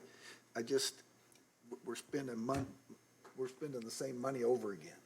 We gave money to help purchase these things in the old days with TIF. Did we use TIF money? I don't remember, Michelle. Some of the lots involve TIF money, not all of them. And I just got a problem with that. Well, and on that note, I would just say I was in commercial real estate for a number of years, and I'm sure all of you have had projects come before the council that were utilizing multiple sources of financing. It's not uncommon at all for a developer to use multiple sources of financing, and as Linda mentioned, we also have a significant private investment in these lots. So, yes, we are requesting additional funds, but I don't think it's out of line given the circumstances. So if it went to auction on the lots, what's the potential for trying to draw enough money to pay off the bills? Do you have any idea? Even if you just put them out there on the I mean, auction? if the county sells them, the starting bid is $800, and individuals, again, I think you would lose the opportunity for large-scale development at that point, because a developer's not gonna come in and build a single house in Enos Park the way they would on the west side. They're gonna be looking to bundle together lots to do larger developments. And we've been in talks with developers as recent as like 2 to 3 weeks ago. I mean, even though we had this in the works, we didn't stop proceeding with our plan and development issues, so, and we won't stop doing that. Our intent is focused on the TIF to build that TIF base. And it's not happening now, but it will when we get a larger scale development. And I think after this, now that this Y is in place, I think it's a matter of time. But we are out of time is the problem, so we're here. Alderwoman Conley? Thank you, Mayor. I echo some of the concerns, and I appreciate your responses to these. And I actually used to live in Lincoln Park neighborhood. My kids went to McLernan. I know the Enos Park neighborhood very well, and I know the work that you've been doing there, and it really is phenomenal. And I will tell you my concern. I know that you've done a lot to improve the area. So the other issues have been touched on. Would you be open to being a part of maintaining these properties? Because I do have a concern with adding 73 more parcels to the city right now. And I understand, I get it. If they get sold by the county, I mean, that's what's gonna happen anyway. But if we can be cooperative here and we could work together, and obviously, the city is trying to support what you're doing and wanting to keep the Enos Park neighborhood progressing forward.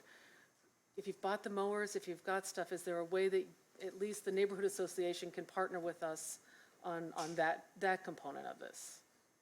I think we would be open. At least be open to the Sure, conversation. I think we would be open to that. I mean, obviously, there's some legal and logistical issues to work out as far as if the Absolutely. city owns the property and, you know, who's allowed to work on them and things like that. But, yes, There's probably 10 that we know we want to maintain, which is our community gardens and our sculpture garden and our orchard, which we have, so.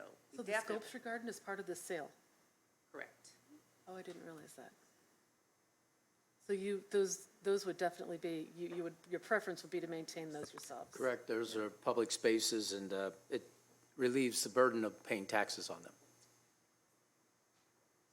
But to answer your question, yes, we would be, you know, we've worked with the city all along on our master plan and on the land bank, and, you know, we don't intend to change that regardless of who has ownership of the properties. Thank you very much. Alderman Donlin? Yeah, thank you, Mayor. You know, this concept was first presented, as you mentioned, about 12 years ago, and I personally had a problem with, I never initially understood if the city was using public funds, meaning TIF funds, for the association to acquire their properties. Why didn't the city why would the city not just own them? Okay, and it's, I think, I won't repeat it, but it's been described tonight. There's the reasons why, it just comes down to maintenance. And so, but hindsight's always 20/20. It just is. And you know, looking back, especially in development, ask any restaurateur or someone who started a small business and failed 3 or 4 times, that hindsight's always 20/20. We're in a situation here where I got an email earlier today from someone who was involved in this stuff in a past life, and it really hit home, and it was late in the day, and it was about, you know, basically, why would the city be paying twice? But I think we talked about it last week, what happens in the position that we're in, as far as if we do proceed with this ordinance, we hit the reset button, and the city does own the properties. But I heard chatter last week and since the meeting about the city wouldn't be allowed to sell the property to an entity, individual, company, what have you, that was going to, like a adjacent property owner that wanted to have another vacant lot, or someone that wanted just to have a vacant lot for gardening or what have you, that it could only be used for development.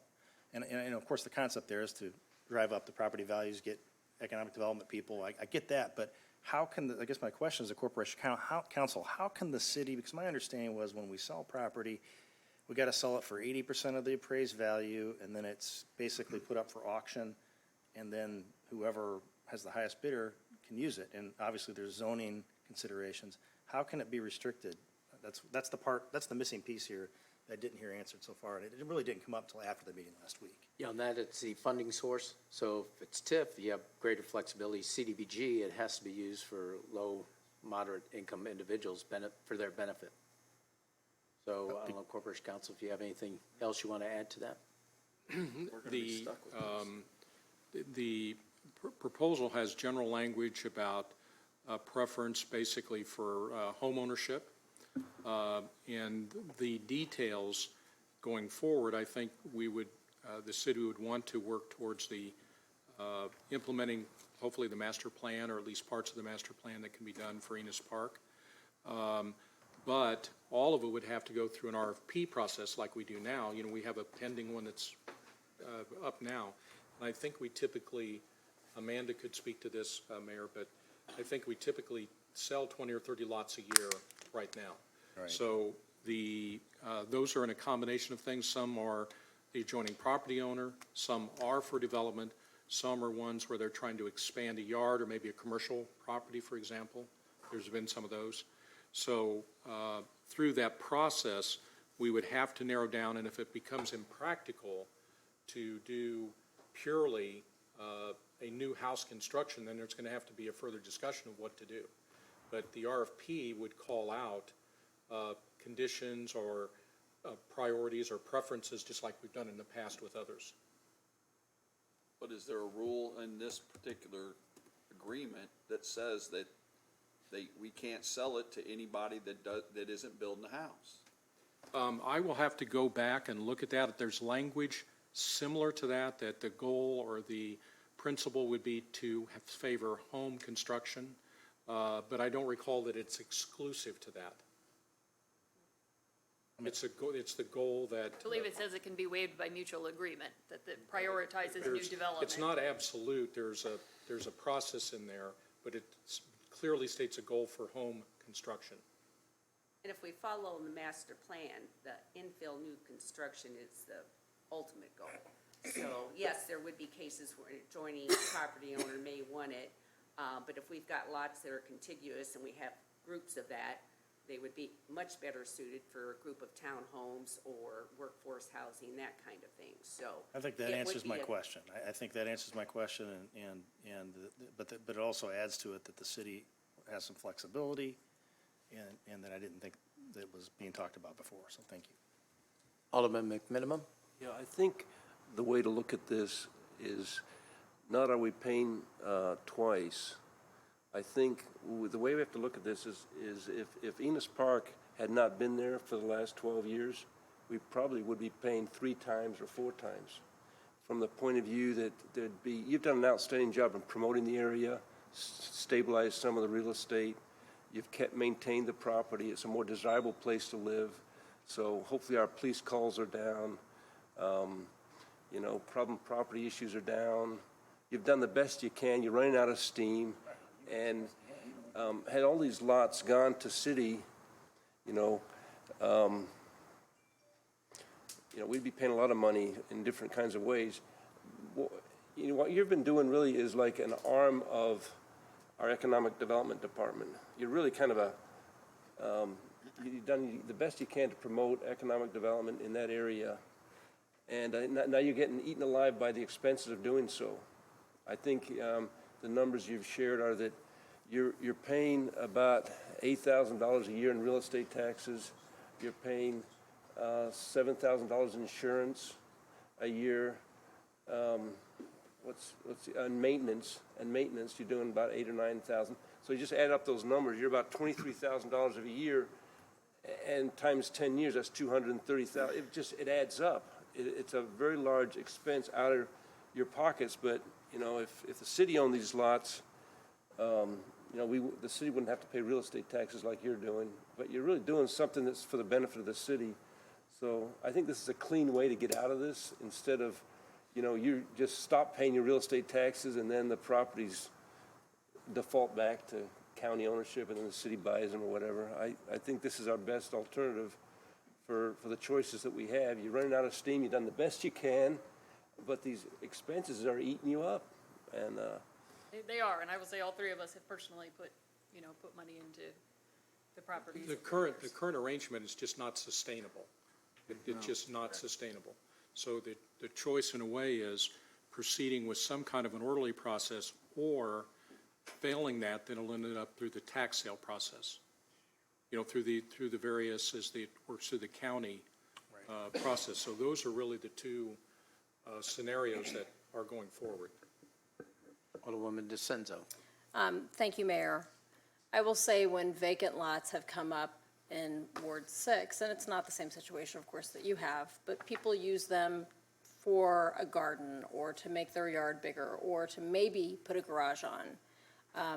But I can't think of a single lot that has been sold in my ward in the last 5 years that someone built a new house on. But Alderman Williams brought up a really good point about that the Alderwoman has had involvement with this project. And I think we've seen a couple cases up here. When you see me vote present on something, it's because it has something to do with my life outside of here. And I don't feel comfortable voting on something that I can influence in another way. So I think we need to be very cognizant of what we are voting on.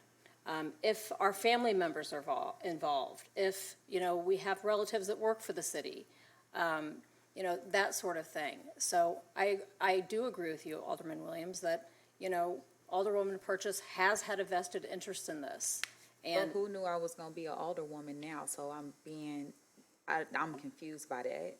well, let me finish. Go ahead. you accepted the position of being appointed alderwoman. That's what you accepted. And you knew you had a relationship, because when I sat up here 5 years ago as a candidate, you were sitting up here presenting.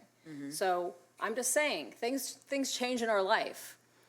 You know, if we're going to keep things clean, then we should not do something that represents us or that we've benefited from personally. And I know you've put your heart and soul into Enos Park. This isn't a criticism. This is a reminder. Let's keep it clean. That's all. Alderwoman Conley. Thank you, Mayor. And I just need a little clarification on the point that Alderman Donovan brought up. It was said through mutual agreement there can be modification or flexibility in how the land is used. Who is that mutual agreement between? Well, I don't know who should answer that. I'm assuming Corporation Council. We've had some conversations about the Housing Council, but the mayor knows more in detail how he envisions this. Yeah, actually, this would be an item we'd bring before the Housing Council. And, you know, as far as any discussion associated with the conflict, or they don't believe it should be sold a certain way, as Alderman Hanauer brought up.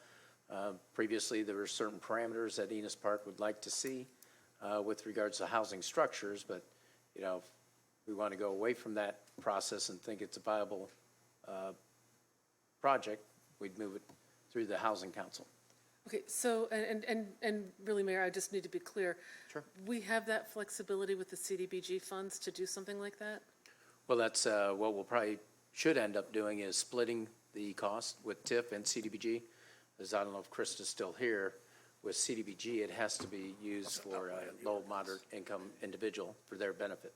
Okay, so so we more would. for affordable housing. So if somebody else doesn't fall into that income parameter for a project, or like the community garden aspect, I'm not sure if that does, that's where we'd probably want to split the cost with TIF and CDBG. Do we need to do that now, Mayor, or is that something that we need to Yeah, we'd want to do it on the front end, I would think. Corporation Council? I think it would be, I think this question came up at the committee. I do think it would be appropriate to indicate that funding would be provided, you know, if it is 50-50 tax increment financing, Enos Park, and CDBG, I think it'd be fine to present an amendment to specify if there needs to be a modification, we can always bring back an ordinance to amend it. Okay, because and again, I want to say, your organization is basically out of money right now. That would be accurate. And my concern as someone who's been involved with not your association, but with other neighborhood associations, is I know the level of lift it gets to get citizens, neighbors involved and actively engaged and making and holding onto a neighborhood. That's not easy. And so I'm very concerned about completely undermining an association that I know is active and engaged and working with us for the best of the city. So I want to be, but I also want to say in 12 years, if we haven't had a lot of larger scale development and the kind of development going in that we're talking about, I do want to make sure that there is that flexibility involved so that, you know, we can see results too. So that would be my preference. I don't know that we need to do that. If we need to do that now, Corporation Council, or if you can bring us something that would clarify that, I'm fine. I do think it's important that we make sure that people who are actively engaged in working to hold fast to a neighborhood that has that has had concerns and has had successes, that we don't pull the rug out from underneath you. I would like to add that there is some momentum that you don't see. There's been properties for 12 years, but with the addition of the YMCA, with a grocery store recently, there's more interest now than ever in terms of people buying lots. We're actively talking to a couple of people that You just as an association selected lots they would cannot. like to buy and Yeah. build on, and a couple of developers who have a group of lots, part of these lots that we're talking about, that they've got plans to buy them and build housing units on it. So I think Don't that lose my track of point is, the you're at a critical point right now where you don't have an option to pay these taxes. There are no funds to pay those. You've held on for as long as you can, and that's why even though, if you're saying there are people who are interested, you don't have the luxury of time to develop that without losing the property to the county. Is that correct? Correct, and Linda's in residential real estate, I used to be in commercial, Kirk is currently in commercial, so we're all well aware, as you are, I'm sure, that development is not a quick process. And as he said, there's been a great deal of interest, especially just in the last few years with, First County Market, then YMCA, now we're seeing a lot more activity with the hospitals and the Med District in general. We are gaining momentum, but it's not gonna happen tomorrow, Thank you. Alderman Hanauer. Yeah, I'm sorry about speaking again, but I seem to recall you guys used to have, you guys had two separate groups. You had the development group, and then you had your neighborhood association group, right? Am I right? My memory's. Okay, so with this, does the development group go away? I think we would continue to exist. The mayor kind of touched on that. It really frees us up to be able to pursue some other activities. We would still try to encourage economic development and things of that nature in the neighborhood. It would just take a different form. Well, and then the other thing you had mentioned, the master plan. Is this your neighborhood association master plan? Because the way I see it, if we take over these lots, our master plan has to be with the taxpayers. I guess my biggest concern on this is if it says that we cannot sell this to someone that's not building a house, I cannot vote for this because I think we will have these lots forever. And I think that, I want to help you guys out, I really do, but that's very concerning to me. We're not selling these lots. We're selling how many a year? And we still got 310 plus these. We're not selling them. And that's, I don't know whether we're being too strict about what people want to do or whatever, but there's 310 lots just right that we, before them, that are not paying taxes. They're not paying taxes for the school district. They're not paying our taxes for us. And then yet we're having to pay money, in staff time and that to cut the grass and do all that. So I'm just very, the master plan is to get them on the tax rolls. That's the master plan for the city.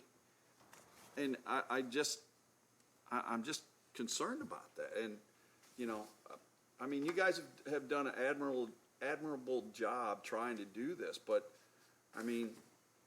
that's my biggest concern.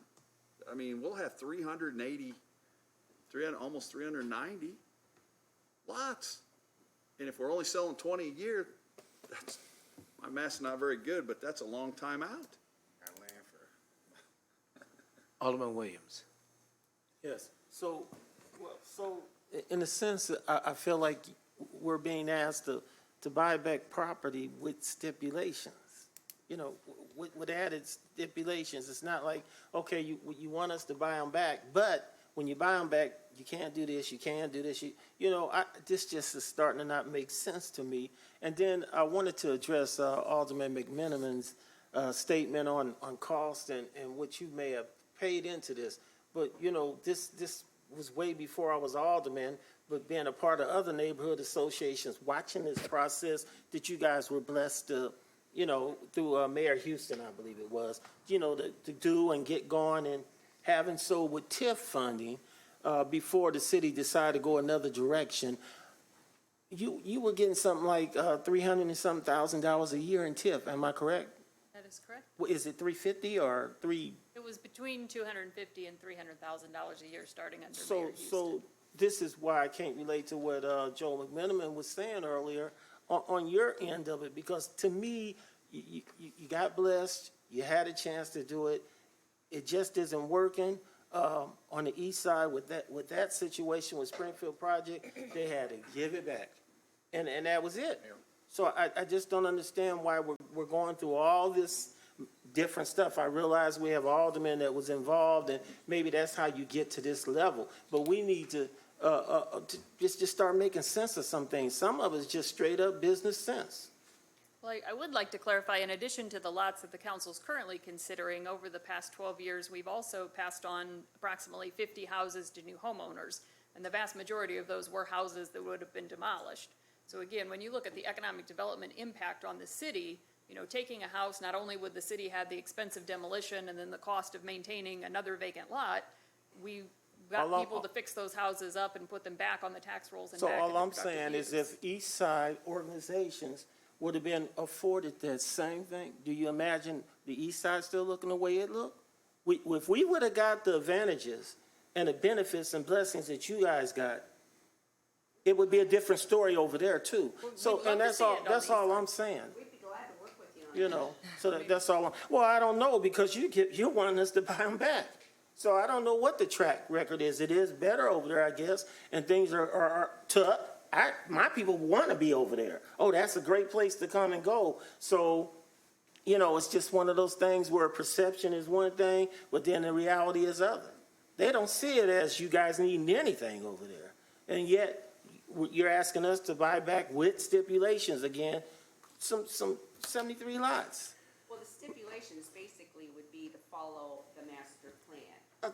And that was, you used TIF money to have that master plan drawn up, and we used a good chunk of TIF money, so we kind of like to see that implemented. And it was unanimously approved by the council. And there's a process, real quick, there's a process in place. We mentioned it briefly with the Housing Council that, you know, if there's disagreement, going back to what Alderman Hanauer said, if, you know, we feel the lot's too small to really build on it, there's no interest, depends where the location is, a lot of variables. If someone wants to put a garage on there, that's something we take before the Housing Council. And so there's an option with regard to that. So it's not just, oh, they say no and that's it.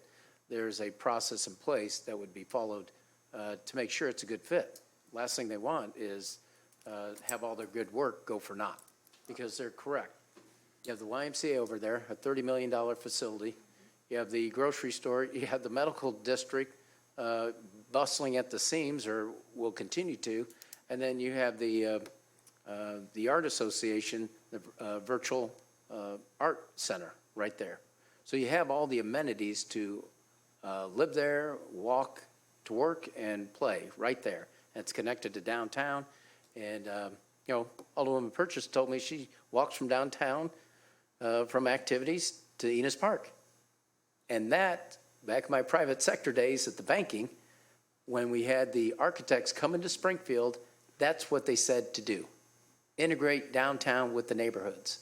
And so we are having another master plan coming forward, actually with the medical area and downtown, to take a look at the housing initiatives, take a look at the infrastructure, how do we integrate that better? But we're getting there. It's slow, but we have all the pieces right there at Enos Park. It's going to happen, but in this situation where there's disagreement, there's a process in place to make sure that you know, we're trying to adhere to the strategic plan wherever possible. But if there's, you know, circumstances that really make sense to move a different direction, we'll have that ability to do so. Yeah, because, I mean, the master plan, I mean, after all, 73 vacant lots. Maybe that's why, because of the master plan. Maybe it's too strict, or maybe, I mean, I don't know. Like you said, they're the real estate people, not me. But if it's coming back in, there's got to be a reason why also. All these good things are happening, and we still got to do this? I just think we need to do, you know, some common sense things here. Thank you for the time, man. Alderwoman Purchase. Well, Alderman Williams just brought up perception, and I know that some of us have family members that's on boards, some of us been on boards before when we accepted these positions, but I guess tonight is being talked about with me. So, Corporation Counsel, can you clarify what I can support or vote for on situations like this? Didn't you vote on this initiative? Since previously I was a homeowner, I purchased homes over there, I rehabbed homes and sold homes. How does that work? Well, do you have an interest? I mean, this is something really I need a little bit more detail, but no council member should vote on anything that they have a personal interest in. So if there is a personal or contractual interest in any of the, for example, lots that are being referred to, Nope. then you should not vote. But generally speaking, conflicts relate around personal, either financial or contractual interests in the contract or item that's being voted on. Okay, But that's the key that's a word. general statement, so if there's something, specific that you want to provide me for, or if there's others that have questions about that, we can reduce that, to a more No, formal just the opinion. comments that was brought up tonight was what confused me, because I have no interest in what we're voting on tonight or moving forward with empty lots, buying other properties. So I was just a little confused myself. Alderman McMinimum. So I understand it, this money, the $285,000, it would go towards $80,000 of real estate taxes that are unpaid, and to redeem real estate taxes that are unpaid on these 73 lots. And then $170,000 goes towards 2 commercial loans, and $24,000 would go to X-Shay from Punky CPAs, $17,000 to Delano that's done all the preparation of titles, I imagine, and the deeds and all that. Economic development is very expensive. If the city was doing this, I can guarantee you we'd be spending more money than having a lot of volunteers do it. So, and I also I see, okay, where are these lots located? We've got over 20 lots on 9th Street. 20 lots on 9th Street, which is a doorway to our city, for a lot of folks coming through Sherman, coming down 9th Street eventually to our capital city. And you've kept those properties better than I'm sure the city could have kept those properties in a presentable manner with maintenance and so forth. And, wow, I thank you for all that you've done. And I hope that we can get you out of this trip bag that you're in right now of debt, because you have to spend money if you own the properties. But if the city owned the properties, we wouldn't be paying the real estate taxes. Right. And we're self-insured. You don't do the insurance. And we'd be having maintenance, but, that's good for our workforce. We hire people to do maintenance. So I'm glad that you're going to be able to vote on this, Alderwoman Purchase. Alderman Redpath? Are any of you or any of your board members personally financially obligated on this? Are you? Other than we've all personally paid off some of the debts. But are when you there on? wasn't enough money in the bank. But are you on loans? Are you on the loans personally? Linda and I have personally guaranteed. Actually, it was a lot on 9th Street, now that you mention it. We had obtained It was an IDA project. grant for, to purchase blighted properties for demolition, and we identified the properties, got the grant approved, and at the last minute, they yanked one out from under us, and They only reimbursed us for 3 instead of 4. Okay. And what bank is you got one bank or several banks? There's 2, Town and Country Bank and Middleton State Bank. Okay. All right. Thank you.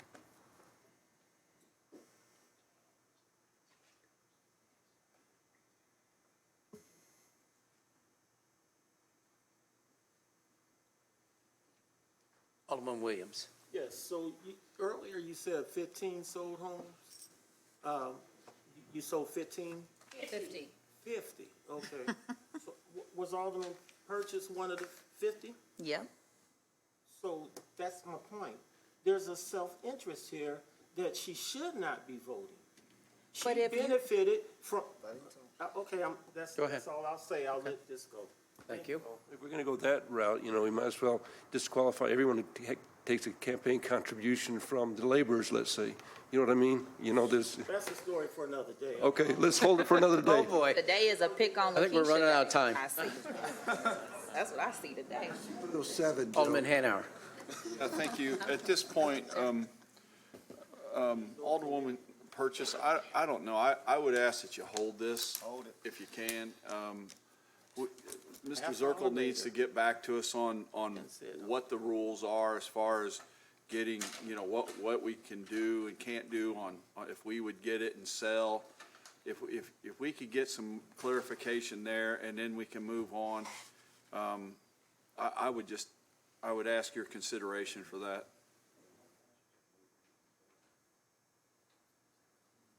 I think there's a timing issue with regards to the taxes. Is that correct, Counselor? I'm not sure actually where that process stands. I mean, we have a little time. If this is something that could come back in 2 weeks, that would still be, feasible. Okay, so I can make the motion now? So 2 weeks won't be harmful? No more. It's up to Alderman. So Alderwomen, go ahead. I make a motion to hold 2022-285. What's the rest? Second. Any other discussion? All in favor, say aye. Aye. Opposed, say nay. Motion carries. Discussion. Oh, go ahead. Alderwoman DeSantis. We're not gonna have this whole conversation again in 2 weeks. No, I try to what do we'll do this is 25 provide minutes. clarification, if I'm understanding it correctly, on the ability to confirm purchase of a property or what the purpose would be, and then also whether or not Alderwoman Purchase be able to vote on the issue. And is that it? I think those were the two Yep. items. Those were the two items, restrictions, and if there's another question. Alderwoman Conley? Sorry, Mayor, also, if we could just have a conversation about mutual agreements on working with, I'm sorry, I said that word again, I wrote it down, but just assistance in maintenance of the lots, yep. especially the Maintaining the gardens and lots. structures. Thank Sure. you. And how that process would work. Okay, those will be the three items. Thank you. Any other discussion? All in favor, say aye. Aye. Opposed, say nay. Motion carries. Next item on the agenda is 2022-318, an ordinance amending ordinance number 214-05-22 and authorizing an additional $208,000 for a 5-year lease of a truck-mounted Elgin Broom Bear Street Sweepers from NCL Government Capital and approving a purchase buyback agreement with Key Equipment and Supply Company for the Office of Public Works for emergency passage. So Chair will moved. entertain a motion. Place agenda number 2022-318 on final passage. So moved. Second. Move and second. Any discussion? All in favor, say aye. Or I'm sorry, I guess we'll have to show our vote, right? Yes. Please vote.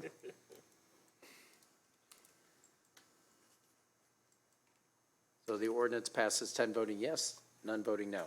Next item on the agenda is number 2022-319, an ordinance amending ordinance number 215-05-22 and authorizing an additional $182,000 for a 5-year lease of 2 Elgin Pelican Street Sweepers from NCL Government Capital and approving a purchase buyback agreement with Key Equipment and Supply Company for the Office of Public Works for emergency passage. Chair will entertain a motion to place agenda number 2022-319 on final passage. So moved. Second. Been moved and second. Any discussion? All in favor of the motion, vote yes. Those opposed, vote no. The voting is now open. And the ordinance passes 9 voting yes, none voting no. Chair will entertain a motion to suspend the rules and place on first reading agenda number 2022-320. Ordinance authorizing execution of a contract with Starn Moran LLC for purchase of the land and all improvements located at Clear Lake Avenue, PIN 14-26.0-451-002 in the amount of $974,500 and closing costs in the amount of $10,000 and for a total amount not to exceed $984,500 for the Office of Public Works. So moved. Second. Been moved and second. Any discussion? All in favor, say aye. Aye. Alderwoman Conley. Opposed? Motion carries.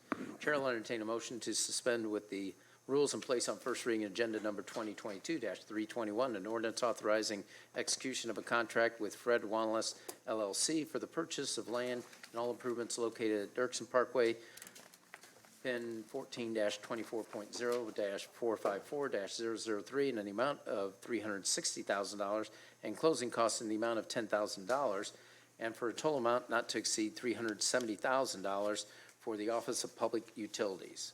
Chair will entertain a motion. So moved. Second. Been moved and second. Any discussion? All in favor, say aye. Aye. Opposed, say nay. Motion carries. Chair will entertain a motion to suspend with rules and place on first reading agenda number 2022-322, an ordinance authorizing a supplemental appropriation in the amount of $1,128,130 from the city's corporate ARPA funds of $128,130 from one account to another, and to authorize within the water fund and accept proposal number UW 23-09 with Pentair Flow Technologies doing business as Fairbanks NIJ for the purchase of South Fork pumps in an amount not to exceed $1,128,130 for the Office of Public Utilities. Chair will entertain a motion. Been moved. Second. Second. Any discussion? All in favor, say aye. Aye. Opposed, say nay. Motion carries. Is there any unfinished business come before the council? Is there any new business? Oh, Alderwoman DeCenzo. yes, I wanted to congratulate Alder McMenamin for his new grandchild. That's too nice and too kind. I think there's 3 grandfathers on this council. There's Redpath, myself, and Fulgenzi, and then the mayor, of course. And a grandmother. Grandmother. Outstanding. Yes, it's a great choice. Very good. Any other new business? He said the mayor. Oh, you did. He squeezed it in. That was number 4. I got 5. We do have citizens to sign up to address the council. Jody Porter. Jody still here? Charlotte Johnson. Yeah, I'm in there. Thank you. God bless you. It's the wrong meeting. Hey, I had been tonight. Oh, my goodness. Hang in there.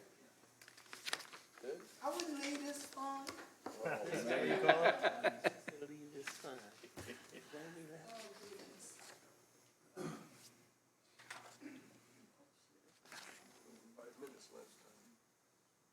Should have had dinner before I came. I hear that. Y'all should. Yes, we should. I brought a snack. We appreciate you sticking around. Oh, you don't ever have to worry about me sticking around when I want to speak.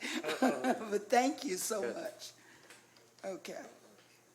And can somebody kind of help me with, do we need to lower this? Oh, yeah. Yeah, they'll be over there. And I'd appreciate it. Thank you so much. Okay, yeah, just a little bit because I'm going to sit. And mine is temporary.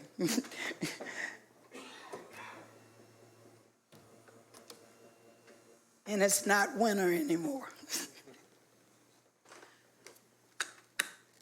So, greetings to my fellow council. And I can say even after that, right. I love the city. And I hope the city still loves me. No doubt. Okay, my name is Charlotte Johnson, and I am the retired City of Springfield, Illinois, Office of Public Utilities, Regulatory Affairs Manager. That means I did the ordinances for city water, light, and a lot of other things. But tonight, I was a little confused by the agenda because I thought we were going to have executive session first before I spoke, but I'm going to say my few public comments because I can't keep crawling back up here, y'all. But what I want to say is I continue to be concerned about systemic racism, and we've already acknowledged that systemic racism exists. And it's systemic means built in. Mm-hmm. Built in, y'all. It's nobody's fault. It is what it is. From the 1908 race riots. And I want to say, I am not from Springfield. I am from Hot Springs, Arkansas. I left when I was 18. I've been here since I was 22. Happy to serve the city.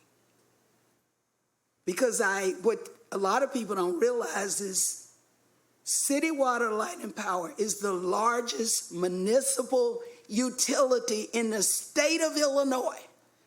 That's what you hired me for, Paul Bonasinger. So I don't get excited about stuff because I went from the commission form of government to the aldermanic form of government. But I do want you to know that I am more than qualified for my job because I answered a newspaper ad and got hired the best of two. I just happen to be black. So let's get that straight. I am qualified for the job.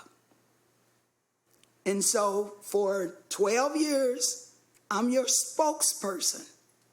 I was excited, fresh out of college. My God, what an amazing opportunity.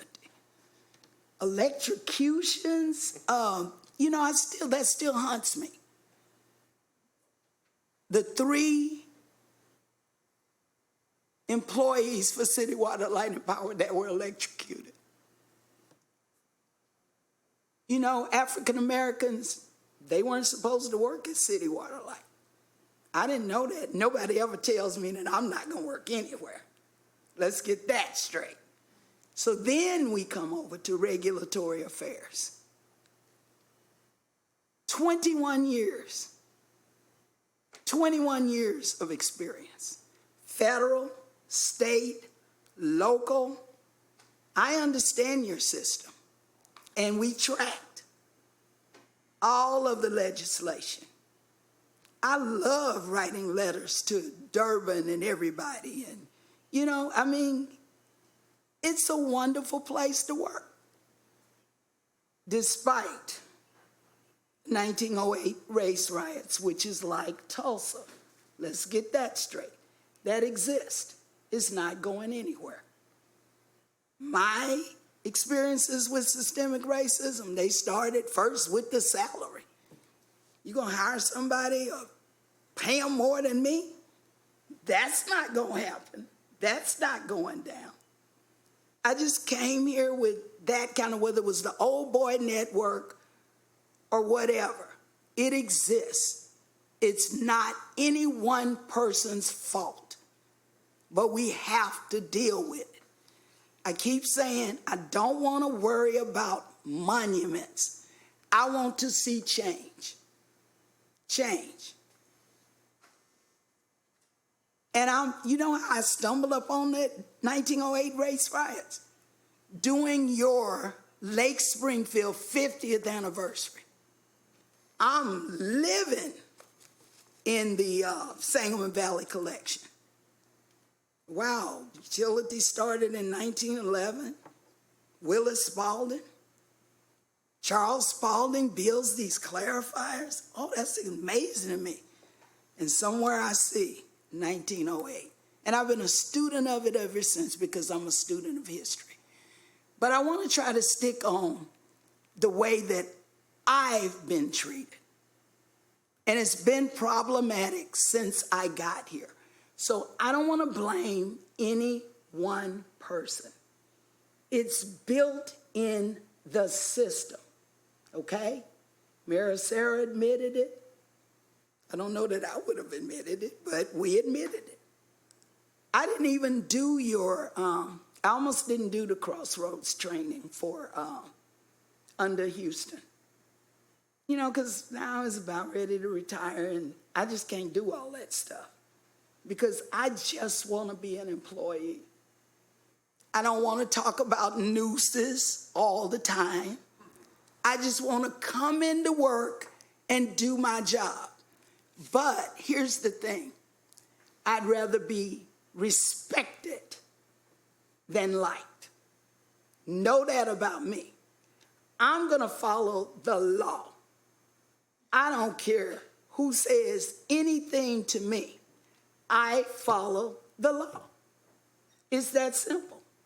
And if we follow the law, we're fine. Some people call it politics. I don't even call it politics anymore. It's just networking. It's just what it is.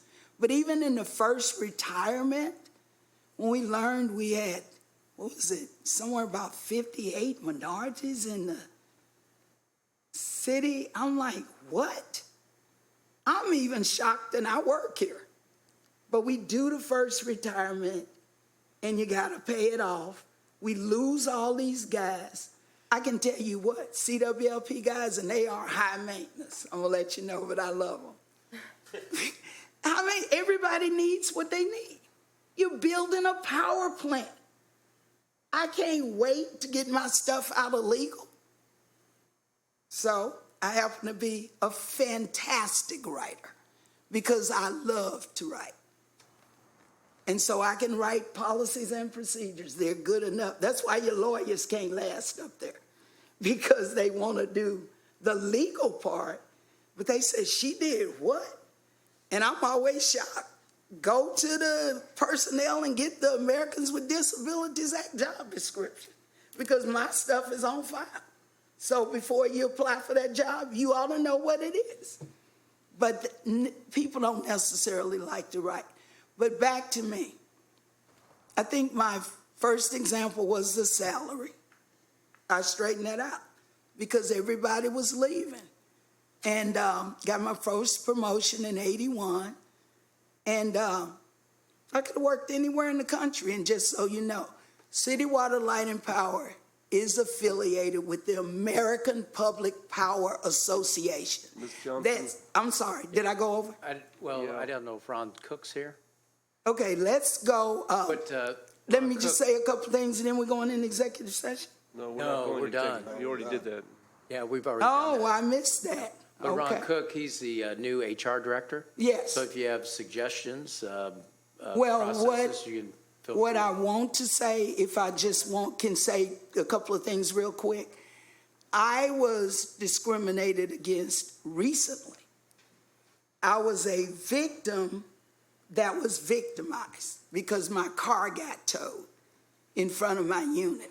So I do want to resolve that because I was on the federal hate crime list. That's how bad my situation got in my neighborhood. So I'm the only black there. So if you could just do something with my tow, where you towed my car in front of my residence that I own, that I've been 30 years a tax-paying resident, and even if I wasn't, I still was a citizen that should have been treated better than I was treated. So what I want to say is I've given a lot more than I've gotten. And I don't want to come back up here again. I just want the situation corrected. I should not have been told. This was right before the election. I couldn't even go vote for, you had my car from Wednesday till Saturday. So please, can we just get this corrected? Please, I did not deserve that. So thank you very much. Well, thank you. We'll have, it's my understanding the property owner had the car towed, so we'll follow up with it. But if you give your I'm address, the property owner. well, if you give your address to the officer back here, then we can. Oh, take a we look at it. will Okay. discuss this much further, but please be prepared. I think I deserve not to be towed in front of my resident that I own. So thank you for that. Thank you. Appreciate it. Thanks for Thank you. staying. I appreciate Oh, your service. I'm at always the utility. stay. I've been here long many nights. It's nothing new to me. Thank you. Thank you. Hope you have a good night. Well, if you keep me safe, I will. Yeah. Okay. Thank you. Thank you. Next is Mike Streck.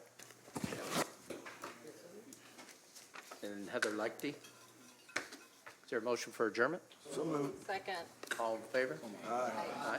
We're adjourned. Thank you very much.